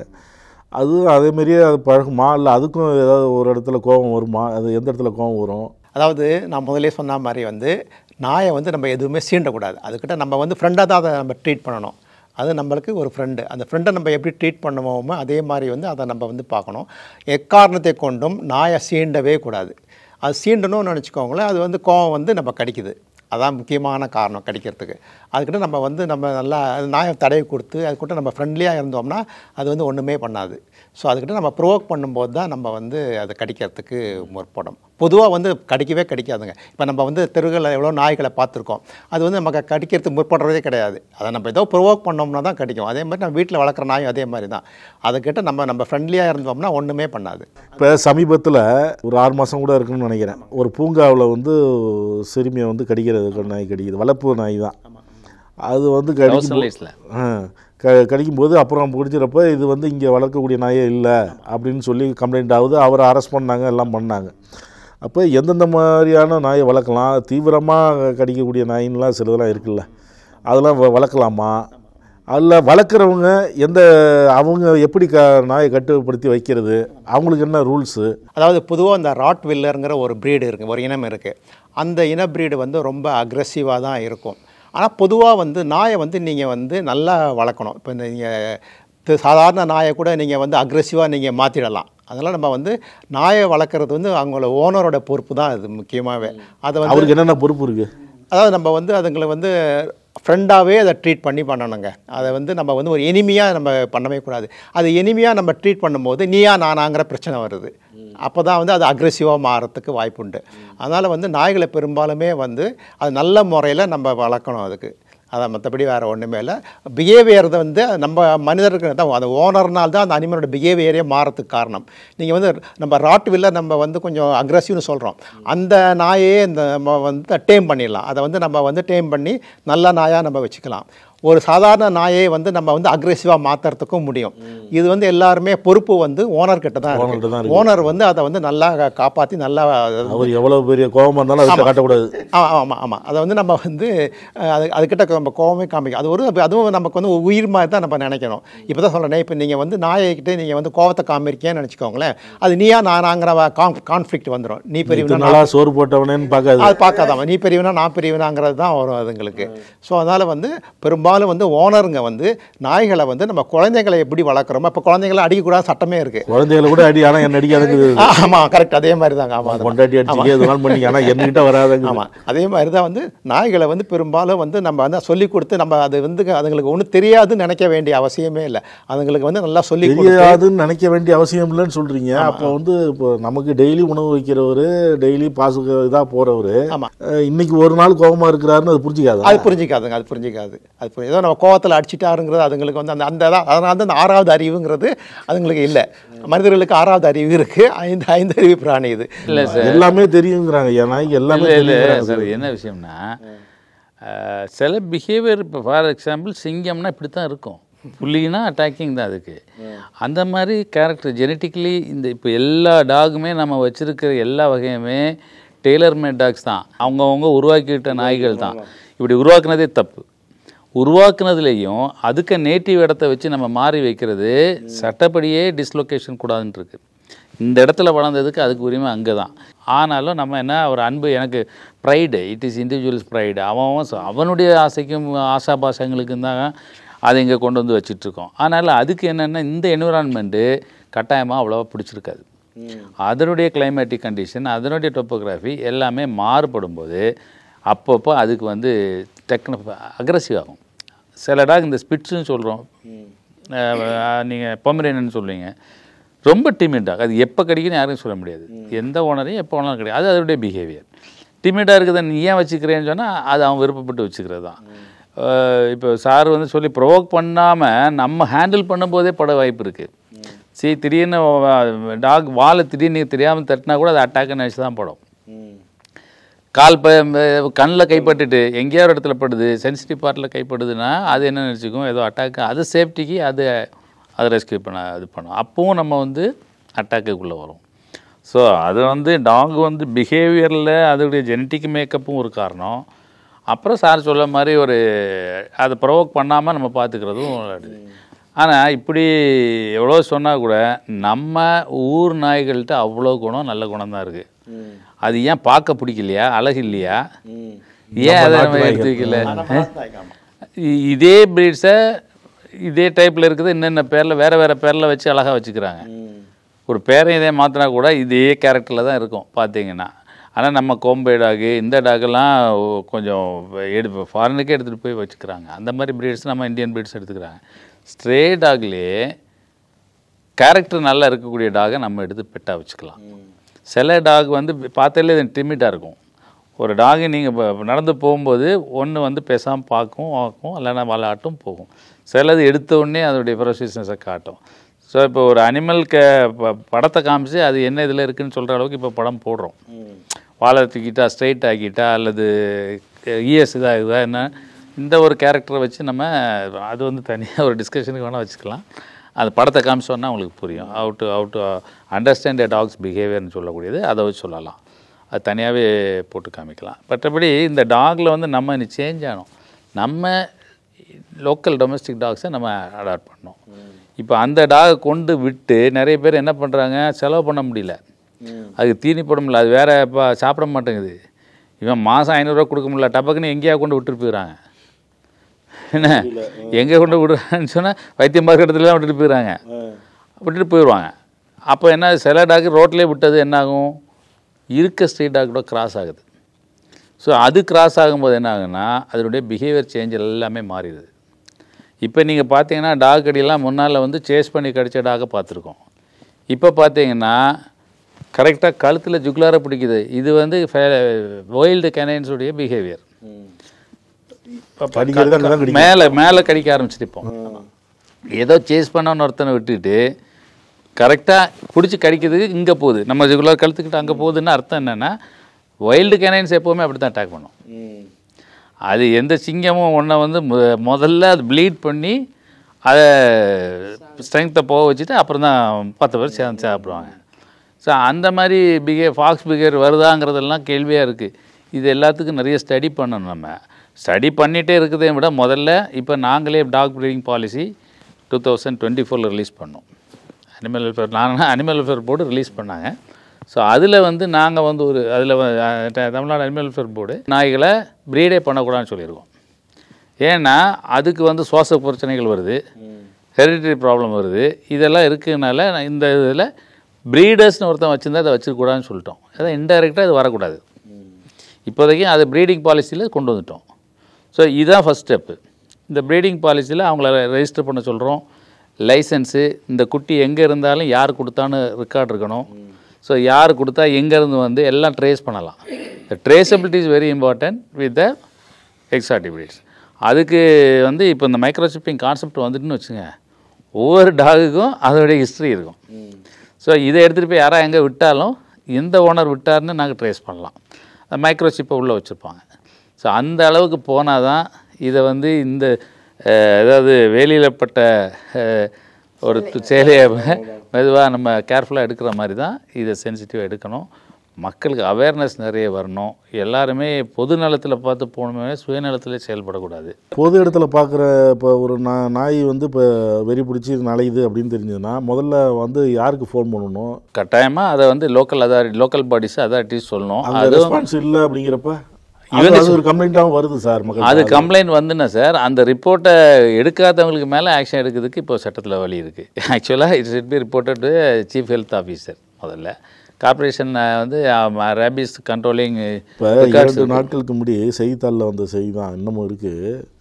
ஒரு புதரில் கழுத்தில் மாட்டிடுச்சு நாய்.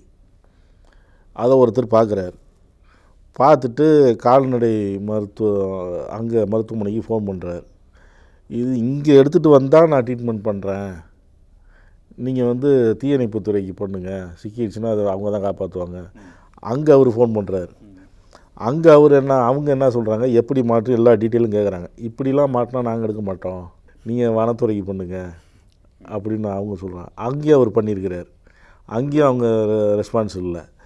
இதுக்குள்ளே அந்த நாய் தவறிடுச்சு. இது ஒரு செய்தியாக வந்திருக்கு சார். காப்பாற்றுறது வந்து யார் வேணாலும் காப்பாற்றலாம். இதில் வந்து ஒவ்வொருத்தரையும் காப்பாற்ற முடியலங்கிறதுல தான் வந்து ஃபோன் பண்ணுறாரு. இந்த சில எமர்ஜென்சி சர்வீஸ் வந்து ஃபயர் ரெஸ்கியூ தான் முதல்ல சொல்லணும். அவங்க தான் ரெஸ்கியூ ஆஃபீஸர்ஸ் வருவாங்க.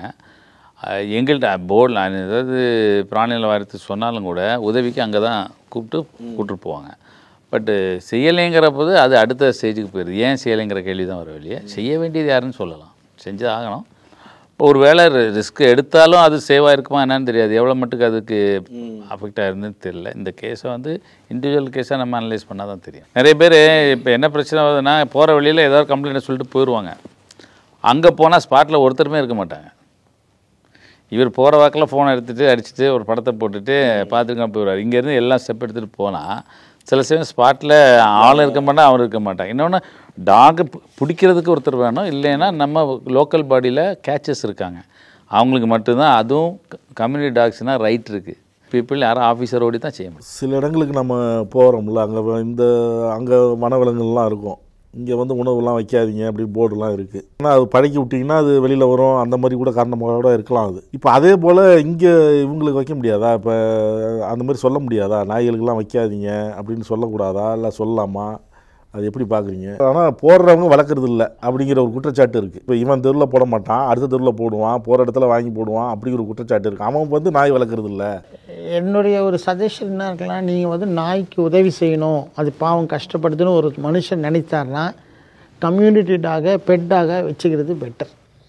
இப்போ நம்ம தெருவிலேயே 10 டாக் இருக்குன்னா அட்லீஸ்ட் 5-6 டாக் அடாப்ட் பண்ணிட்டாங்கன்னா menace will come down. So அதுக்கும் நம்ம வந்து நீங்கள் ரோட்டில் போய் சாப்பாடு வைக்கிறதுக்கு பதிலாக நம்ம வீட்லேயே கூட அதை அடாப்ட் பண்ணி அதுக்கு நல்ல கேர் கொடுக்கலாங்கிறது இப்போ ஒரு கான்செப்டாக இது பண்ணலாம். அதுக்கு ஏதாவது ரூல்ஸ் ரெகுலேஷன்ஸ் அடாப்ஷன் இருக்கா சார்?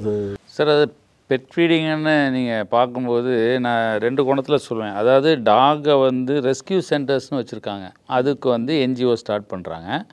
ரெஸ்கியூ சென்டர்ஸில் வச்சுருந்தா கவர்மெண்ட்டு சப்போர்ட் பண்ணுறது, அங்கே அதோடைய மெயின்டெனன்ஸ் காசு, அதுக்கான தீவன செலவு, மருத்துவ செலவுக்கெல்லாம் இப்போ வந்து இந்த கவர்மெண்ட்டு அதுக்கான பண உதவியே செய்கிறாங்க.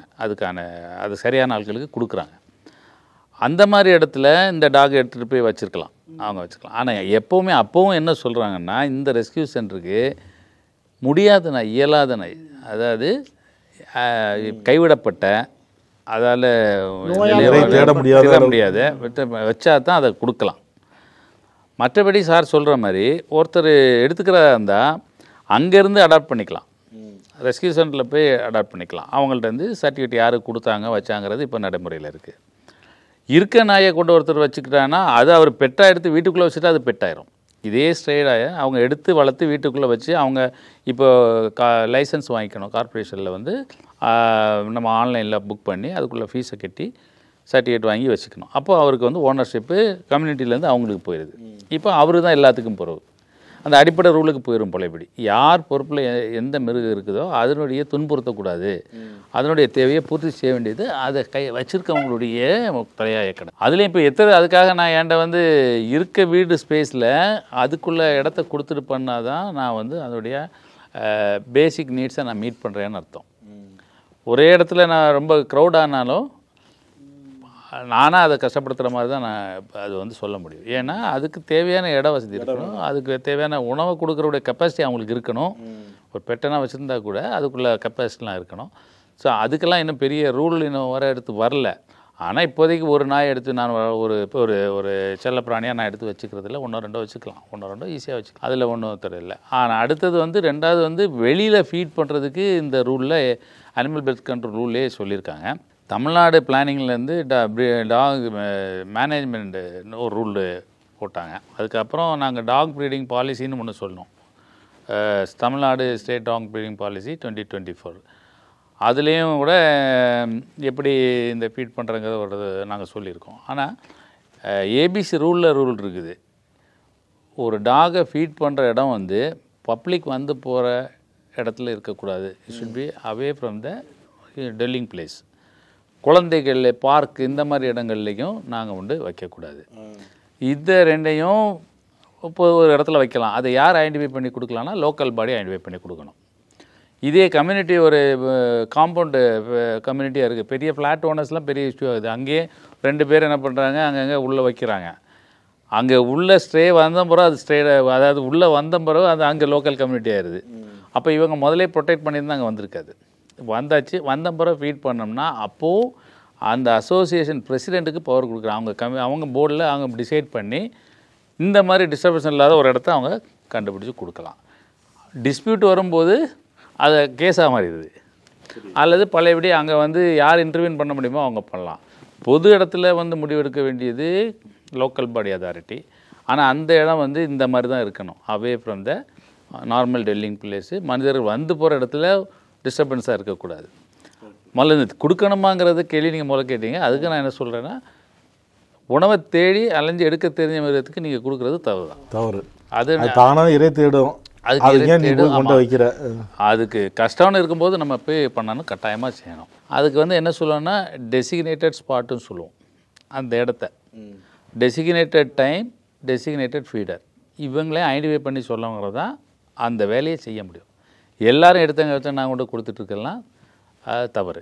அதுக்கு வந்து இந்த 3 பாயிண்ட்டையும் லோக்கல் பாடி அவங்களுக்கு பெர்மிட் பண்ணும். ஏன்னா நீங்கள் அந்த ரெகுலர் டைமில் பண்ணி அப்புறம் அதை வச்ச இடத்த க்ளீன் பண்ணி கொடுத்துட்டு போகணும். இவ்வளோ அந்த ரூலில் இருக்குது.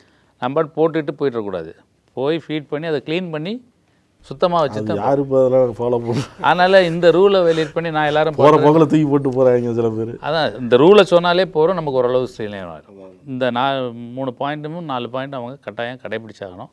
அந்த ரூலை செஞ்சாங்கன்னா அதை பண்ணலாம். வீட்டில் வளர்க்குறாங்கல்ல அந்த ஆண் நாய், இப்போ அது வந்து இப்போ நீங்கள் சொல்கிற மாதிரி அதுக்கு தகுந்த மாதிரி பழகணும், எல்லாம் சரிதான்.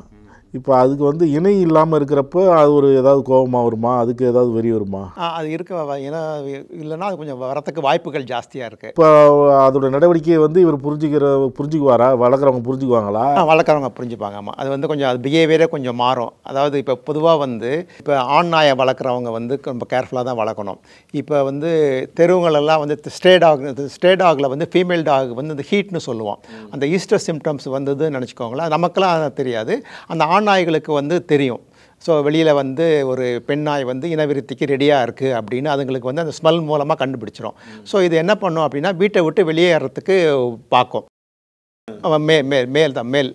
மேல் டாக் வச்சிருக்க இவங்க வந்து அந்த மேல் டாக் வெளியில் போயினா அதுங்களுக்கு வந்து ஸ்மெல், அந்த ஸ்மெல்னால அதுங்களுக்கு தெரியும் வெளியில் வந்து வந்து ஈஸ்ட்ரஸில் ஒரு ஃபீமேல் டாக் ரெடியாக இனவிருத்திக்கு ரெடியாக இருக்குது, அதை நான் போய் இனவிருத்தி செய்யலாம் அப்படிங்கிற ஒரு அர்ஜி வரும், அது வந்து ஒரு உந்துதல் வரும்.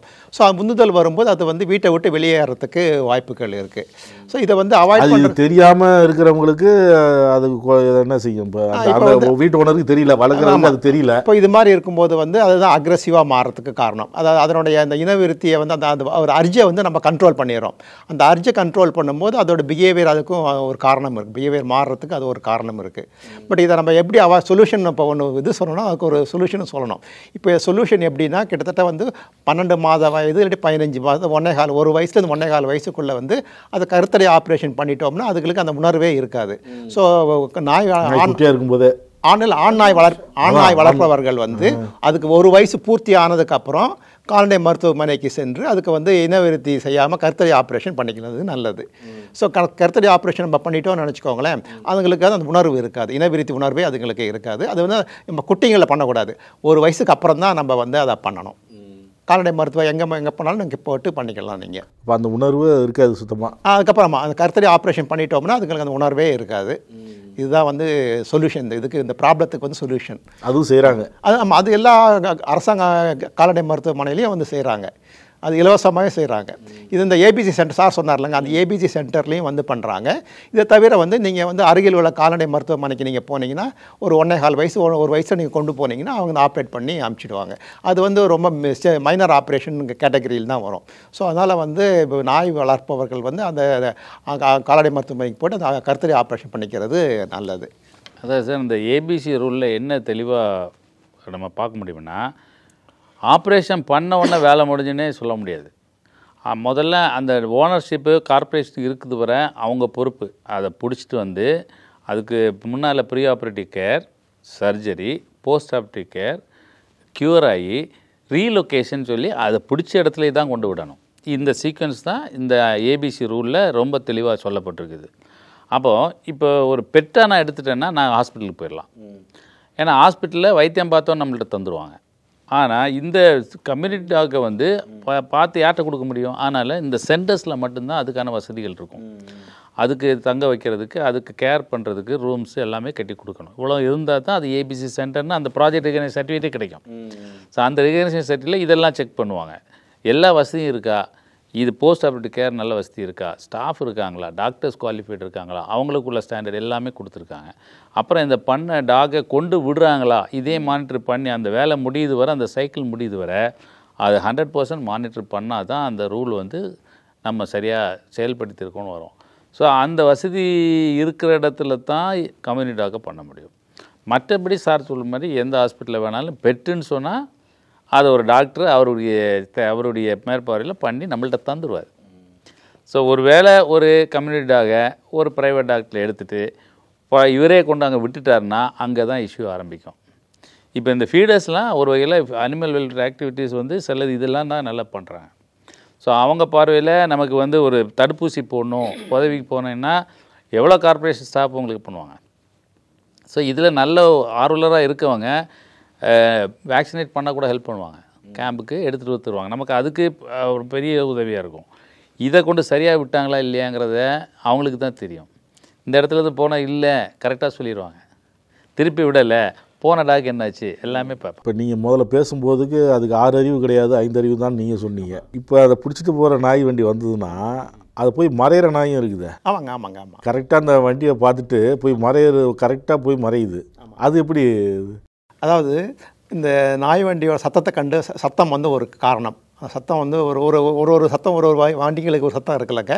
ஸோ அந்த சத்தத்தை வந்து கண்டுபிடிச்சி அது ஒளிஞ்சிக்க பார்க்கும். நாய் வண்டிக்கு தனியாக இருக்கா? இல்லை அதாவது அவங்களுக்கு சென்ஸ் வந்து நம்மளோட ரொம்ப அதிகம். ஃபார் எக்ஸாம்பிள் நீங்கள் வந்து பைக்கில் வரதா இருந்தால் உங்கள் பைக் சத்தத்தை அதால் சென்ஸ் பண்ணி கேட்டில் வந்து உங்களுக்கு காவல் இருக்கும். ஸோ நமக்கு தான் காதில் நம்ம அவ்வளோ ரெக்கார்ட் பண்ணுறது இல்லை. அது they will record even A minute difference இந்த வாய்ஸ். அது மாதிரி சார் சொல்கிற மாதிரி ஒரு வாட்டி அதுக்கு தெரிஞ்சிருக்கும்.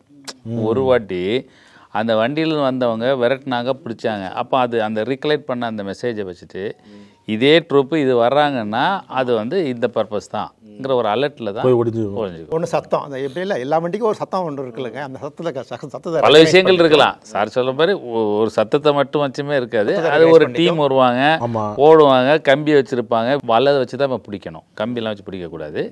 ஏன்னா ஹியூமன் ஹேண்ட்லிங் தான் இன்றைக்கி.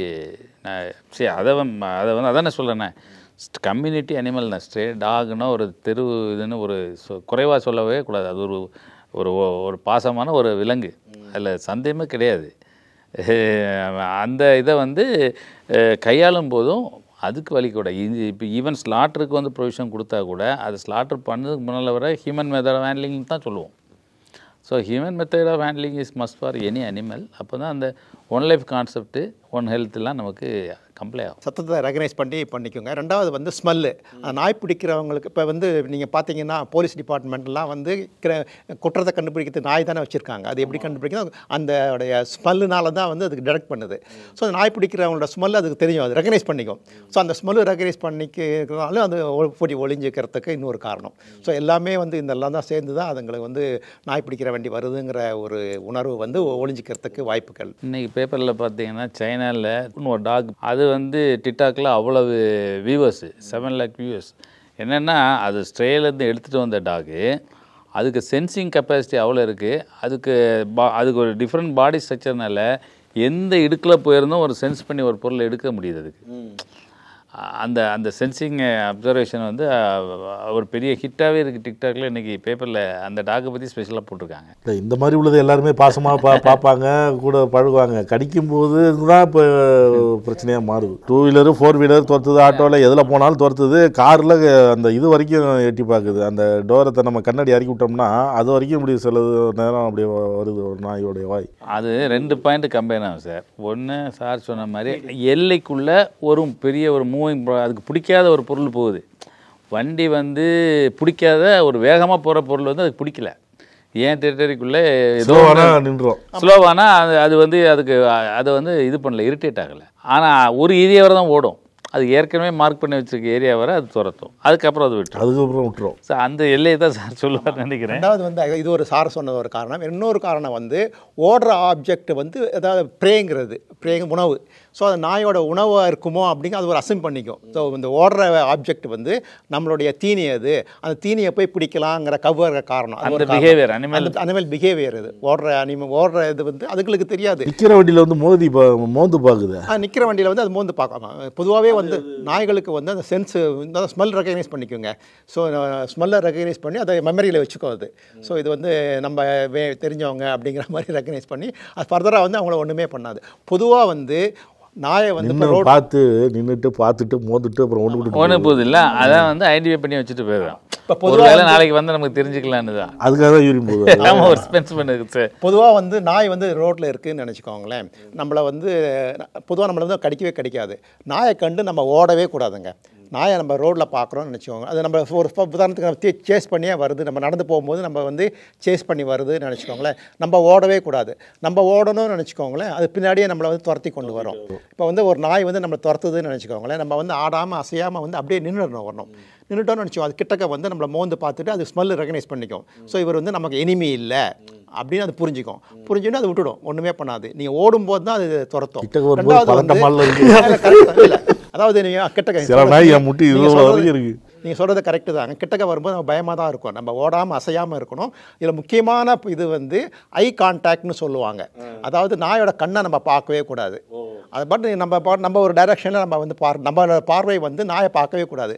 நம்ம பார்வை வந்து நாயை தள்ளி வேறு ஏதாவது பார்வையில் இருக்கணும். அது ஐ கான்டாக்ட் இருக்கவே கூடாது. ஐ கான்டாக்ட் இருந்ததுன்னு நினச்சிக்கோங்களேன், அது அட்டாக் பண்ண வாய்ப்பு உண்டு. அதில் முக்கியமாக வந்து பொது ஜனங்கள் வந்து ஐ கான்டாக்டை அவாய்ட் பண்ணுங்கள். நாயை கண்டா ஓடவே கூடாது. அப்படி நின்றுடுங்க. நீங்கள் நின்றுட்டு ஒண்ணுமே பண்ணாத ஸ்மெல் பண்ணி சார். கரெக்டா குழந்தைகளை பார்த்து மட்டும் கடிக்கிறதுக்கு காரணம் என்ன? அது அனிமல் எப்பவுமே வீக்கானதான் அடிக்கும். எது வீக்கா இருக்கு அது மாதிரி வயசானவங்களையும் பார்த்து அதாவது அதை ரெசிஸ்ட் அந்த உணர்வு அதுக்கு இருக்கு. என்ன தாக்க மாட்டாங்கன்னு இருக்கு, அதை மட்டும் அதை தான் அட்டாக் பண்ணும் எப்பவுமே. எந்த அனிமலுமே நீங்கள் சிங்கம்னு சொன்னால் கூட அது சிங்கம் எதை பிடிச்சிருக்குன்னா இருக்குதுல வீக்கஸ்ட் தான் அது பிடிக்கும். ஓடுற ஹேர்ல தாக்காதவங்கள இருக்குதுல வீக்கஸ்ட் தான் அதுக்கு மாட்டோம். அனிமல் எல்லா அனிமலுக்கும் எஸ்கேப் பண்ண ரூல் கொடுத்துருவாங்க. அது எதாவது பாவம் அடிபட்டிருக்கும் அல்ல இருக்கும். சில சமயம் கப்பெல்லாம் சின்ன குட்டியை அவாய்ட் பண்ண எடுக்காது. அதுக்கு விளையாடுறதுக்கு தான் அதில் எடுத்துடும். அதுக்கு ப்ளே மூட் அங்கே வந்துடும். இது வந்து ஒரு அனிமல் அட்டாக்கிங் ஒரு மூடில் பண்ணும். மற்றபடி இந்த சேஸிங்கிறது அனிமலுக்கு எனர்ஜி எக்ஸசைஸ் டிசிபேட் பண்ணி ஆகணும். அதனால தான் இந்த டெரிட்டரி குடும்பம் நான் முதல்ல சொன்னேன் உங்கள்கிட்ட. முதல்ல அதுக்கு டெரிட்டரி பெருசாக இருந்தது. அதில் அதால் நிற்க நேரம் சொல்லுவாங்க, ஓடிட்டே இருக்கும். அதுக்கு எனர்ஜி வந்து எக்ஸசைஸ் பண்ணி ஆகணும். அதான் எக்ஸசைஸ். அந்த ஏரியா இருக்கு வர அந்த எனர்ஜி அதுக்கு அதில் வேஸ்ட் ஆகும். இப்போ இந்த எனர்ஜி வந்து அதுக்கு பேஸ் பண்ணுறதுக்கு வழி இதே தான். இதில் ஒரு சின்ன சேஸு அதில் பண்ணும்போது அது நல்லா இருக்குது. So every time you try to do that. So அப்போல்லாம் அது கொஞ்சம் ஓகே எக்ஸசைஸ் பண்ணியாச்சுன்னு போயிடும். இதில் வந்து பெரும்பாலும் ஓடி கடிச்சது குறைவாக இருக்கும். ஓடுதை வந்து அது ஏதோ ஒரு அனிமலை சேஸ் பண்ண நினைக்கும் போது தான் கிடைக்கும். ஒரு எக்ஸசைஸ்க்காக தான் முதல்ல அது எனர்ஜியை டிசிபேட் பண்ணுறதுக்காக ஒரு ஓட்டம் தான். ஆனால் அது ஒரு நாளடைவில் ஒரு வாட்டி கடிச்சிட்டுன்னு சொன்னால் அதுக்கு அது ஹேபிட் ஆயிரும், பழக்கமாயிரும்.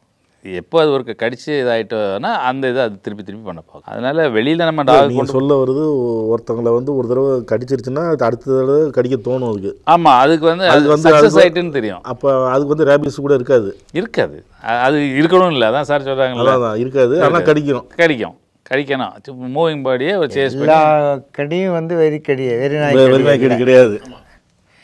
ஆனால் அந்த வெறி நாய்க்கடி, அந்த வெறி பிடிச்ச நாய் வந்து ஏறக்குறைய 40 கிலோமீட்டர் சுற்றளவுக்கு அது ஓடும், அந்த வெறி பிடிச்ச நாய்.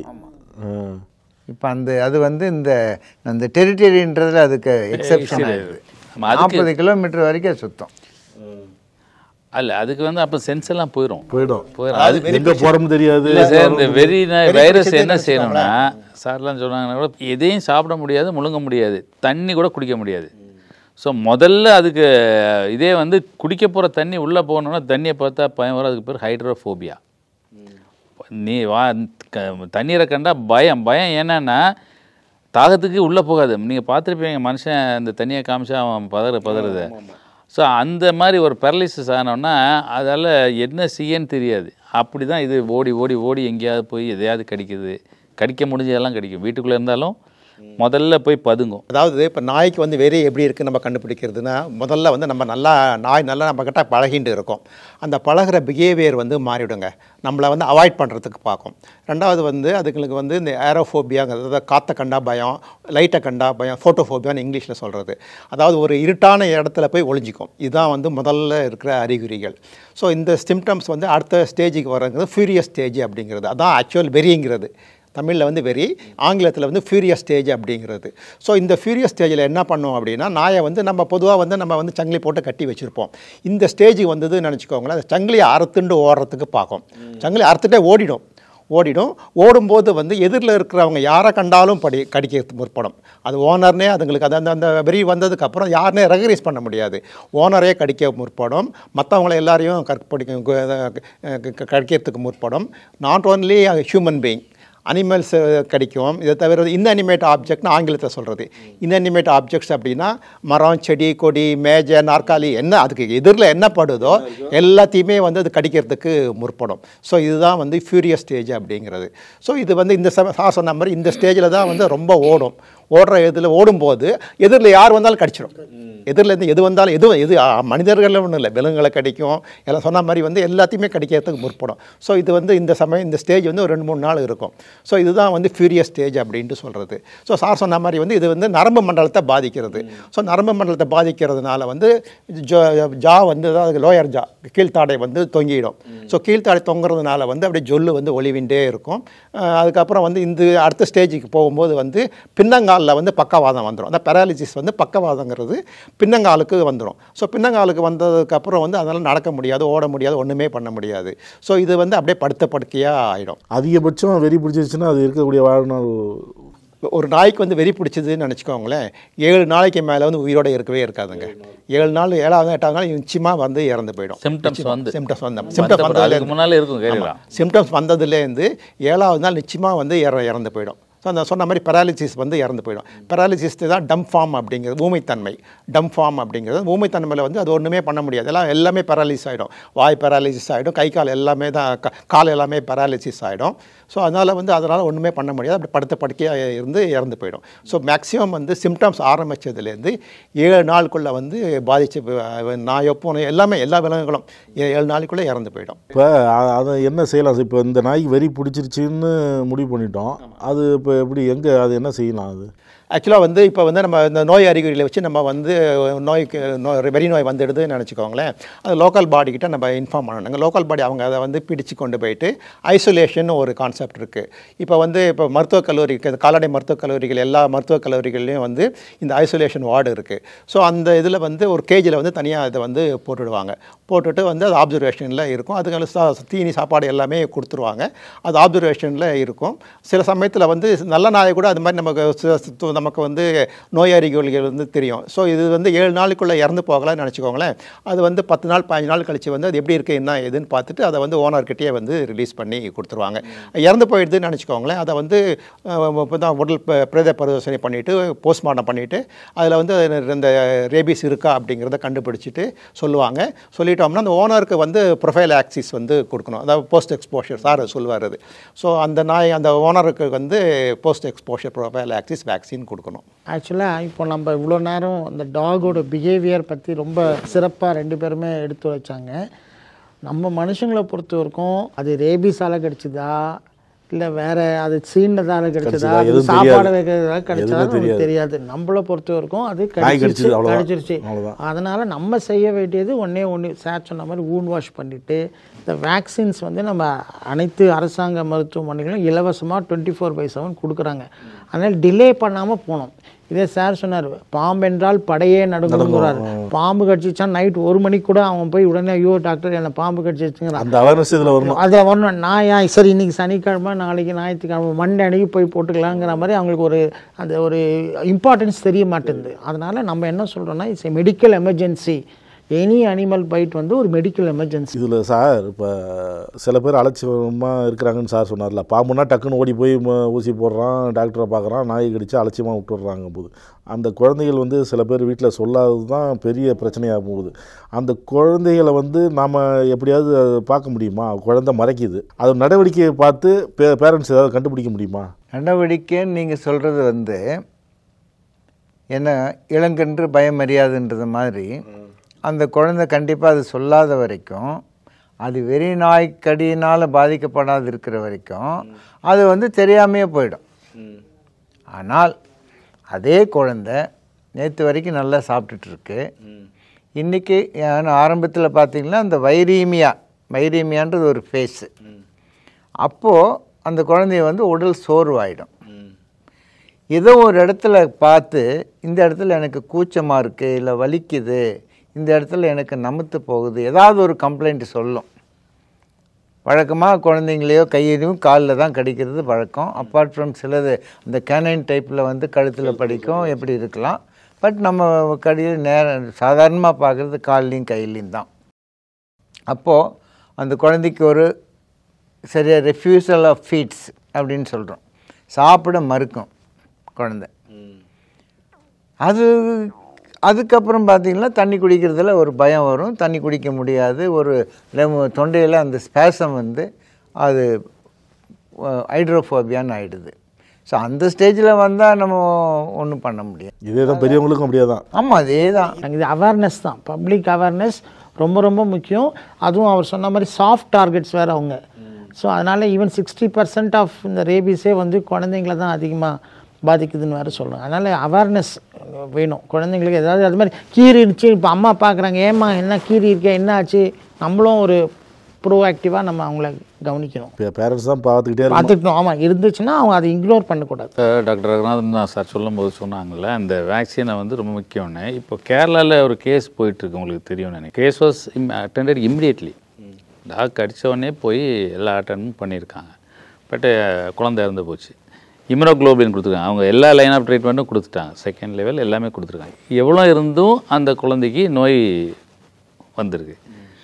ஸோ இது என்னங்கிறதே இப்போ வந்து ஒரு ரிசர்ச் நம்ம பண்ணி ஆக வேண்டிய சூழ்நிலை இருக்கும். எனக்கு தெரிஞ்ச ரிசர்ச் பாசிபிலிட்டி இருக்குங்க. அதுக்கு என்ன காரணங்கள் இருக்கணும்னு நான் சொல்கிறேன். என்னவா இருக்கலாம்னா, அந்த வேக்சின் வந்து கோல்டு செயினில் இருந்ததா இல்லையா, எஃபெக்டிவ் லோடு அதில் இருந்ததா இல்லையான்னு முதல்ல பார்க்கணும். இப்போ வேக்சினை வாங்கி வச்சுட்டு போகிறோம், ஃப்ரிட்ஜில் கரண்ட்டு போச்சுன்னா அது பாட்டு போயிருக்கும், அந்த சுவிட்சை போட்ட முறை பழையபடி ஏசியாக இருக்கும். இதை கொண்டு வந்து கொடுக்கும்போது அவங்க செயினை மெயின்டைன் பண்ணாங்களா, ஃப்ரிட்ஜில் செயின் மெயின்டைன் ஆச்சாங்கிறது ஒரு முக்கியமான ரோல். இந்த டாக் பைட் வந்து அந்த குழந்தைய பொறுத்த மட்டும் ஏதோ ஷோல்டரில் கடிச்சிருக்காங்க. அது ரொம்ப டீப் பைட் ஆகி ரொம்ப ஷார்ட் டைமில் அந்த வைரஸ் நர்வ்ஸில் என்டர் ஆயிருந்துன்னு வச்சுங்க. நம்ம என்ன தான் போட்டாலும் பிளட் சிஸ்டத்துலேருந்து இருக்கலாமாங்கிறதுலாம் ஒரு சந்தேகம் எனக்கு வருது.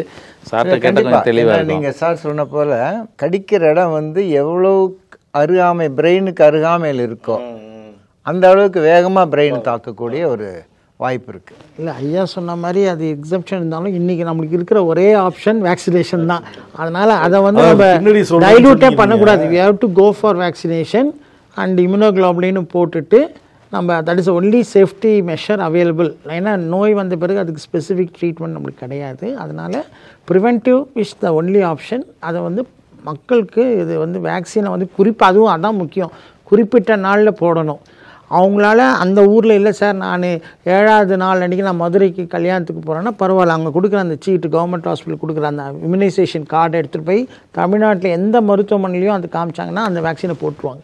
ஸோ அதனால் அந்த குறிப்பிட்ட நாள் 0ங்கிறது முதல் டோஸ் போடுறது, 3வது நாள், 7வது நாள், அப்புறம் 28வது நாள், மொத்தம் 4 டோஸ். முதல்ல பேசும்பொழுது நாய்க்கு அடிச்சிருங்கிற பயத்தில் இருந்ததுன்னா முடிய போட்டுக்குன்னு சொன்னீங்கல்ல, அப்படி போட்டாலும் பூஸ்டர் டோஸ் போட்டுக்கிறது நல்லது. அதனால் அது வந்து டாக்டர்ஸ் வந்து கேட்டகரைஸ் பண்ணி அதுக்கு என்ன டோஸ் போடணுமோ கொடுத்துருவாங்க. பட் நம்ம வந்து அந்த குறிப்பிட்ட நாளில் வந்து மறக்காமல், இன்ஃபேக்ட் நம்ம டாக்டர்ஸ் வந்து அவங்க ஃபோன் நம்பர்லாம் வாங்கிட்டு வரலனாலும் ஃபோன் பண்ணி இன்றைக்கி கேட்குறாங்க. அந்த அளவுக்கு மெசேஜ் போட்டு என்ன இன்றைக்கி டியூ எங்கே போயிட்டீங்கன்னு சொல்லி அவங்களை ரிமைண்ட் பண்ணுறாங்க. ஸோ அதனால் நம்மளை மருத்துவத்துறையும் ஒத்துழைக்கணும். இதில் எரர் நடக்காமல் பார்த்துக்கணும். எப்படின்னா அந்த கடிப்பட்ட நபர்கிட்டேருந்து வாங்கக்கூடிய அந்த தொடர்பு நம்பர் இருக்குது இல்லைங்களா, அதை அவங்க வாயில் வந்து சொல்லிடுறாங்க சில சமயத்தில். அது ஒரு முக்கியமான பாயிண்ட்டு. அதை வந்து கரெக்டான நம்பரானு பார்க்குறதுக்கு நம்ம இன்னொரு முறை அதை சரி பார்த்துடணும். உடனே நம்ம டெஸ்ட் பண்ணி அவங்க போகுதான்னு பார்க்கணும், அவங்க முடிய போட்டு பார்க்கணும். ஆமாம், இது பண்ணணும்னா அது கம்ப்ளீட் ஆகிடுது. இல்லைன்னா அவங்க என்ன நம்பர் கொடுத்தேன்னு அவங்களுக்கே தெரியாமல் இருக்கும். டாக்டர் கேட்குறாருன்னு சொல்லி ஒரு நம்பர் கொடுத்துருவாங்க, இல்லை இன்னொரு நம்பர் அது உண்மையான நம்பராக இருக்கல கொடுத்துருவாங்க.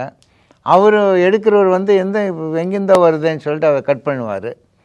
இதெல்லாம் ஒரு சாதாரணமாக நடக்கக்கூடிய ஒரு பிழைகள். இப்போ இந்த தமிழ்நாடு அரசுடைய standard operating procedure for handling ferocious டாக்னு ஒன்று அனுப்பியிருக்காங்க, சுற்றறிக்கைலாம். இப்போ அதிலெல்லாம் தெளிவாக இருக்குது. இப்போ இந்த டாக் அடித்ததை உடனே லோக்கல் பாடிக்கு இன்ஃபார்ம் பண்ணி ரெஜிஸ்டர் இருக்குது, அதுக்கான ரெஜிஸ்டரில் பதிவு செய்யணும். ஏன்னா ஒருத்தர் சொல்லாமல் போனால் இது எத்தனை பேருக்கு போச்சுங்கிறது தெரியாது, அது வந்து ஸ்ப்ரெட் ஆயிரும், பெரிய இஷ்யூ ஆயிரும். தெரிஞ்சுன்னா உடனே அந்த நாயை வந்து லோக்கல் அந்த குறிப்பிட்ட பாதிக்கப்பட்ட டாகை லோக்கல் பாடி எடுத்து சார் சொன்ன மாதிரி ஐசோலேஷனில் வச்சு அதோடு நிறுத்திட முடியும். இதை கடித்த நேரத்தில் நீ எத்தனை டாகு ஸ்ப்ரெட் பண்ணிச்சு, இப்போது அது வந்து பெரிய செயின், காம்ப்ளிகேட்டட் விஷயம். அதை வந்து தடுக்கணுன்னா ஒரே வழி ரிப்போர்ட் வந்தோடனே அதை ஐசோலேட் பண்ணி வைக்கணும். ஸோ இவங்க ரிப்போர்ட் பண்ணுறதுல வந்து ரொம்ப கவனமாக இருக்கணும். இந்த நம்பர்லாம் சார் சொல்கிறது வந்து ரொம்ப யூஸ்ஃபுல்லாக இருக்கும், அதை கரெக்டான ரிப்போர்ட்டை கொடுக்க முடியும். இன்னும் சில பேருக்கு அந்த பயம் இருக்குல்ல சார், தொப்புல சுற்றி போட்டுருவாங்க. இப்போ அதெல்லாம் இல்லை. இப்போ அதெல்லாம் அப்போ என்னது, இப்போ என்ன வித்தியாசம் இல்லை? இப்போ ரொம்ப அட்வான்ஸ்ட் ஆகி போச்சு. இன்ட்ராடெர்மல் அண்ட் எல்லாமே இன்ட்ரா மஸ்குலர். அது சப்குட்டிஸ்ன்னு சொல்ல முடியும் சார். அப்போ சொன்னாங்கல்ல, அது இங்கே தான் தோல் இழுத்து போட முடியும். சப்குட்டிஸ் போடுறதுக்கு வசதியான இடம் தொப்புல, அதனால் அதை தோலை தூக்கிட்டு அவங்க குத்திட்டு இருந்தாங்க. இப்போ வந்து சார் சொல்கிற மாதிரி அது இன்ட்ராமஸ்குலர் போயிட்டாங்க, அதனால் அது தேவையில்லைன்னு நினைக்கிறேன். சென்னையில் சார் பெரும்பாலும் வெளியூர்லேருந்து வந்து வேலை செய்கிறவங்க தான். இப்போ எல்லாருமே பஸ்ஸு வந்து 2 மணிக்கு 3 மணிக்கு கொண்டாந்து விட்டுரும். பஸ்ஸோ ட்ரெயினோ இல்லை எப்படி வராங்களோ வந்து அவங்க ஏரியாவுக்கு நடந்து போகிறாங்க. ஊரே அமைதியாக இருக்கும், குண்டூசி போட்டாலும் சத்தம் கேட்குங்கிற அளவுக்கு அமைதியாக இருக்கும்போது நாய் இருக்கும். ஒரு நாய் குலைக்க ஆரம்பிச்சிருச்சுன்னா கடைசி வரைக்கும் எல்லா நாயும் எழுஞ்சிரும். ஆரம்பித்த நாய் படுத்துரும். அப்புறம் கடைசி வரைக்கும் பதட்டத்தோடையே போகலாம். பதட்டம் இல்லாமல் பயப்படாமல் போகிறதுக்கு என்ன செய்யணும்? அதாவது இது மாதிரி சுச்சுவேஷனில் வந்து நம்ம அமைதியாக இருக்கணுங்க. நாயை வந்து நம்ம வந்து எதை தொந்தரவு எதுவுமே பண்ணக்கூடாது. அவன் எங்கே பண்ணுறான், நான் பேசாமல் போனால் போதும்னு நினைக்கிறேன். அமைதியாக இப்போ வந்து சேஸ் பண்ணின்னு வருது அவன். நம்ம ஒரு மாதிரி அந்த சுச்சுவேஷனில் வந்து நம்ம வந்து ஒரு 5 நிமிஷம் 10 நிமிஷம் அந்த இடத்துலையே நின்றுடணும். மூமெண்ட்டை வந்து ரெஸ்ட்ரிக்ட் பண்ணிக்கணும். அதே இடத்துல நின்றுட்டோன்னு நினச்சிக்கோங்களேன், அந்த நாயே வந்து அமைதியாக ஆகிடும். அது வந்து சில சமயத்தில் வந்து நாய் வந்து கிட்டக்க வந்து மோந்து பார்த்து அமைதியாகிடும். ஸோ நம்ம வந்து நாயை கண்டு ஓடவே கூடாதுங்க, ஓடவே கூடாது. அமைதியாக நின்றுட்டோம்னாலே வந்து அது வந்து கொஞ்சம் மோந்து பார்த்துட்டு பார்க்குறப்ப என்ன பயம் வருது? நீங்கள் சொல்கிறதெல்லாம் கரெக்டு தான், நீங்கள் சொல்கிறதெல்லாம் கரெக்டு தான். நான் ஏற்கனவே சொன்ன மாதிரி அது மோந்து பார்க்கும்போது அதை கண்டு பார்க்கக்கூடாது, ஐ கான்டாக்டை அவாய்ட் பண்ணணும். அது நம்ம ஒரு பக்கமாக நம்ம திரும்பிக்கணும், அது ஒரு பக்கமாக இருக்கணும் முக்கியமாக. ஸோ ஓடக்கூடாது, அது ஐ கான்டாக்ட் வச்சுக்கக்கூடாது. ஸோ இது இல்லாமல் இருந்தாலே வந்து நம்மளை வந்து ஒன்றும் பண்ணாதுங்க. எனக்கு கேட்டால் நைட் பெட்ரோலிங் ஸ்டாஃப் வந்து இந்த வெல்ஃபேர் பீப்புளுக்கு கூப்பிட்டு வரலாம். கையில் குச்சி வச்சுக்கலாம், இப்போ குச்சி வச்சுக்கலாம்னு அடிக்க வேண்டாம். இல்லை போயிட்டு வரவன்லாம் கையோட குச்சியை தூக்கிட்டு வருவானா? அது அந்த இடத்த பற்றி அவங்க தெரிஞ்சிருக்கணும். நம்ம இந்த இடத்துக்கு போகிறோம், எந்த நேரத்துக்கு போகிறோம், அந்த நேரத்துக்கு போகும்போது உட்காந்துட்டு ஒரு நாய் கடிக்கு ஆளாகலாம். பஸ் ஸ்டாண்ட்லேயே உட்காந்துட்டு காலைல 5 மணிக்கு மேலே வீட்டுக்கு போகணும். தப்பு இல்லையே. 4 மணிக்கு போனால் நாய் கடிக்கும். போகிற வீட்டுக்கும் கொஞ்சம் சௌகரியமாக இருக்கும் இல்லையா? இல்லை இதுதான் சார் அவங்க தூக்கத்துக்கு எடுக்காம உங்கள் ஃப்ரீடம் போச்சுங்கிறீங்க. ஆமாம், இல்லை அதுக்கு வந்து அது பிரச்சனை தான், பெரிய பிரச்சனை. அது எல்லாம் சைலண்டான பிரச்சனையாக இருக்குது. மல்டி டைமென்ஷனல் ஒரு சொல்யூஷன் என்னென்னா லேட்டாக போக முடியாதான்னு வீட்டுக்கு நிலைமை வந்துட்டுன்னா அது வந்து அவருடைய ஃப்ரீடமே பாதிக்குது இல்லையா? 11 மணிக்கு மேலே ஆரம்பிச்சிருது. அது 11 மணிக்கு மேலே 11 மணிக்கெல்லாம் ஊர் அடங்கினதுக்கு அப்புறம் அது ஆரம்பிச்சிடும். எல்லா உயிர்களுக்கும் இந்த உலகம் சொந்தம், எங்கே வேணாலும் யார் வேணாலும் போகலாம். இப்போ நம்மளே அப்படி தானே சொல்கிறாங்க, எங்கே வேணாலும் போகலாம். அந்த மாதிரி எல்லா உயிர்களுக்கும் இது சொந்தம். மனித உயிருக்கு அச்சுறுத்தல் அப்படிங்கிற வரப்போ தான் நம்ம கொஞ்சம் எச்சரிக்கையாக இருக்கணும். அதுக்கு என்ன செய்யணுங்கிறதுக்காக தான் இது செய்தித்தாளில் வருது. இப்போ டெய்லி படிக்கிறோம், போகிறோம். சட்டமன்றத்தில் பேச ஆரம்பிச்சிட்டாங்க, நாடாளுமன்றத்தில் பேச ஆரம்பிச்சிட்டாங்க, அந்த அளவுக்குலாம் போயிடுச்சு. அதனால் மக்களுக்கு ஒரு விழிப்புணர்வு கொடுக்கணும், எப்படி தன்னை பாதுகாத்துக்கணும், ஒரு வேளை கடிச்சா என்ன செய்யணும் அப்படிங்கிற விஷயங்கள்லாம் நல்லா சொன்னீங்க. நாய்களுக்கும் தொந்தரவு செஞ்சால் தான் தொந்தரவு செய்யும், இல்லைன்னா அது நம்ம எதுவும் செய்யாது. அதோடைய குணாதிசயங்கள் எப்படி இருக்கும் அப்படிங்கிறது உள்ளிட்ட விஷயங்கள்லாம் நீங்கள் சொன்னீங்க. அரசு என்ன முயற்சி எடுக்குது, அரசு என்னென்ன இதுக்கு வழிவகை செஞ்சுருக்கு, ஒரு நாய் தொந்தரவாக இருந்ததுன்னா எப்படி அணுகணும் உள்ளிட்ட விஷயங்கள் எல்லாம் நீங்கள் சொன்னீங்க. 4 பேரும் பல்வேறு கருத்துக்களை பகிர்ந்து கொண்டீங்க. நேயர்களுக்கு கண்டிப்பாக பயனுள்ள விஷயமாக இது அமைஞ்சிருக்கும். ரொம்ப நன்றி. நக்கீரன் டிவிக்கு சப்ஸ்கிரைப் செய்யுங்கள். உங்கள் ஆதரவே எங்கள் பலம். ஆசிரியர்களுக்கு நண்பனாகவும் மாணவர்களுக்கு ஆசானாகவும் திகழும் தேர்வு வழிகாட்டி. ஒவ்வொரு பாடத்திற்கும் அனுபவமிக்க ஆசிரியர்களின் துல்லியமான தெளிவான விடைகள். CNC இருக்கு, தேர்வு பயம் எதற்கு?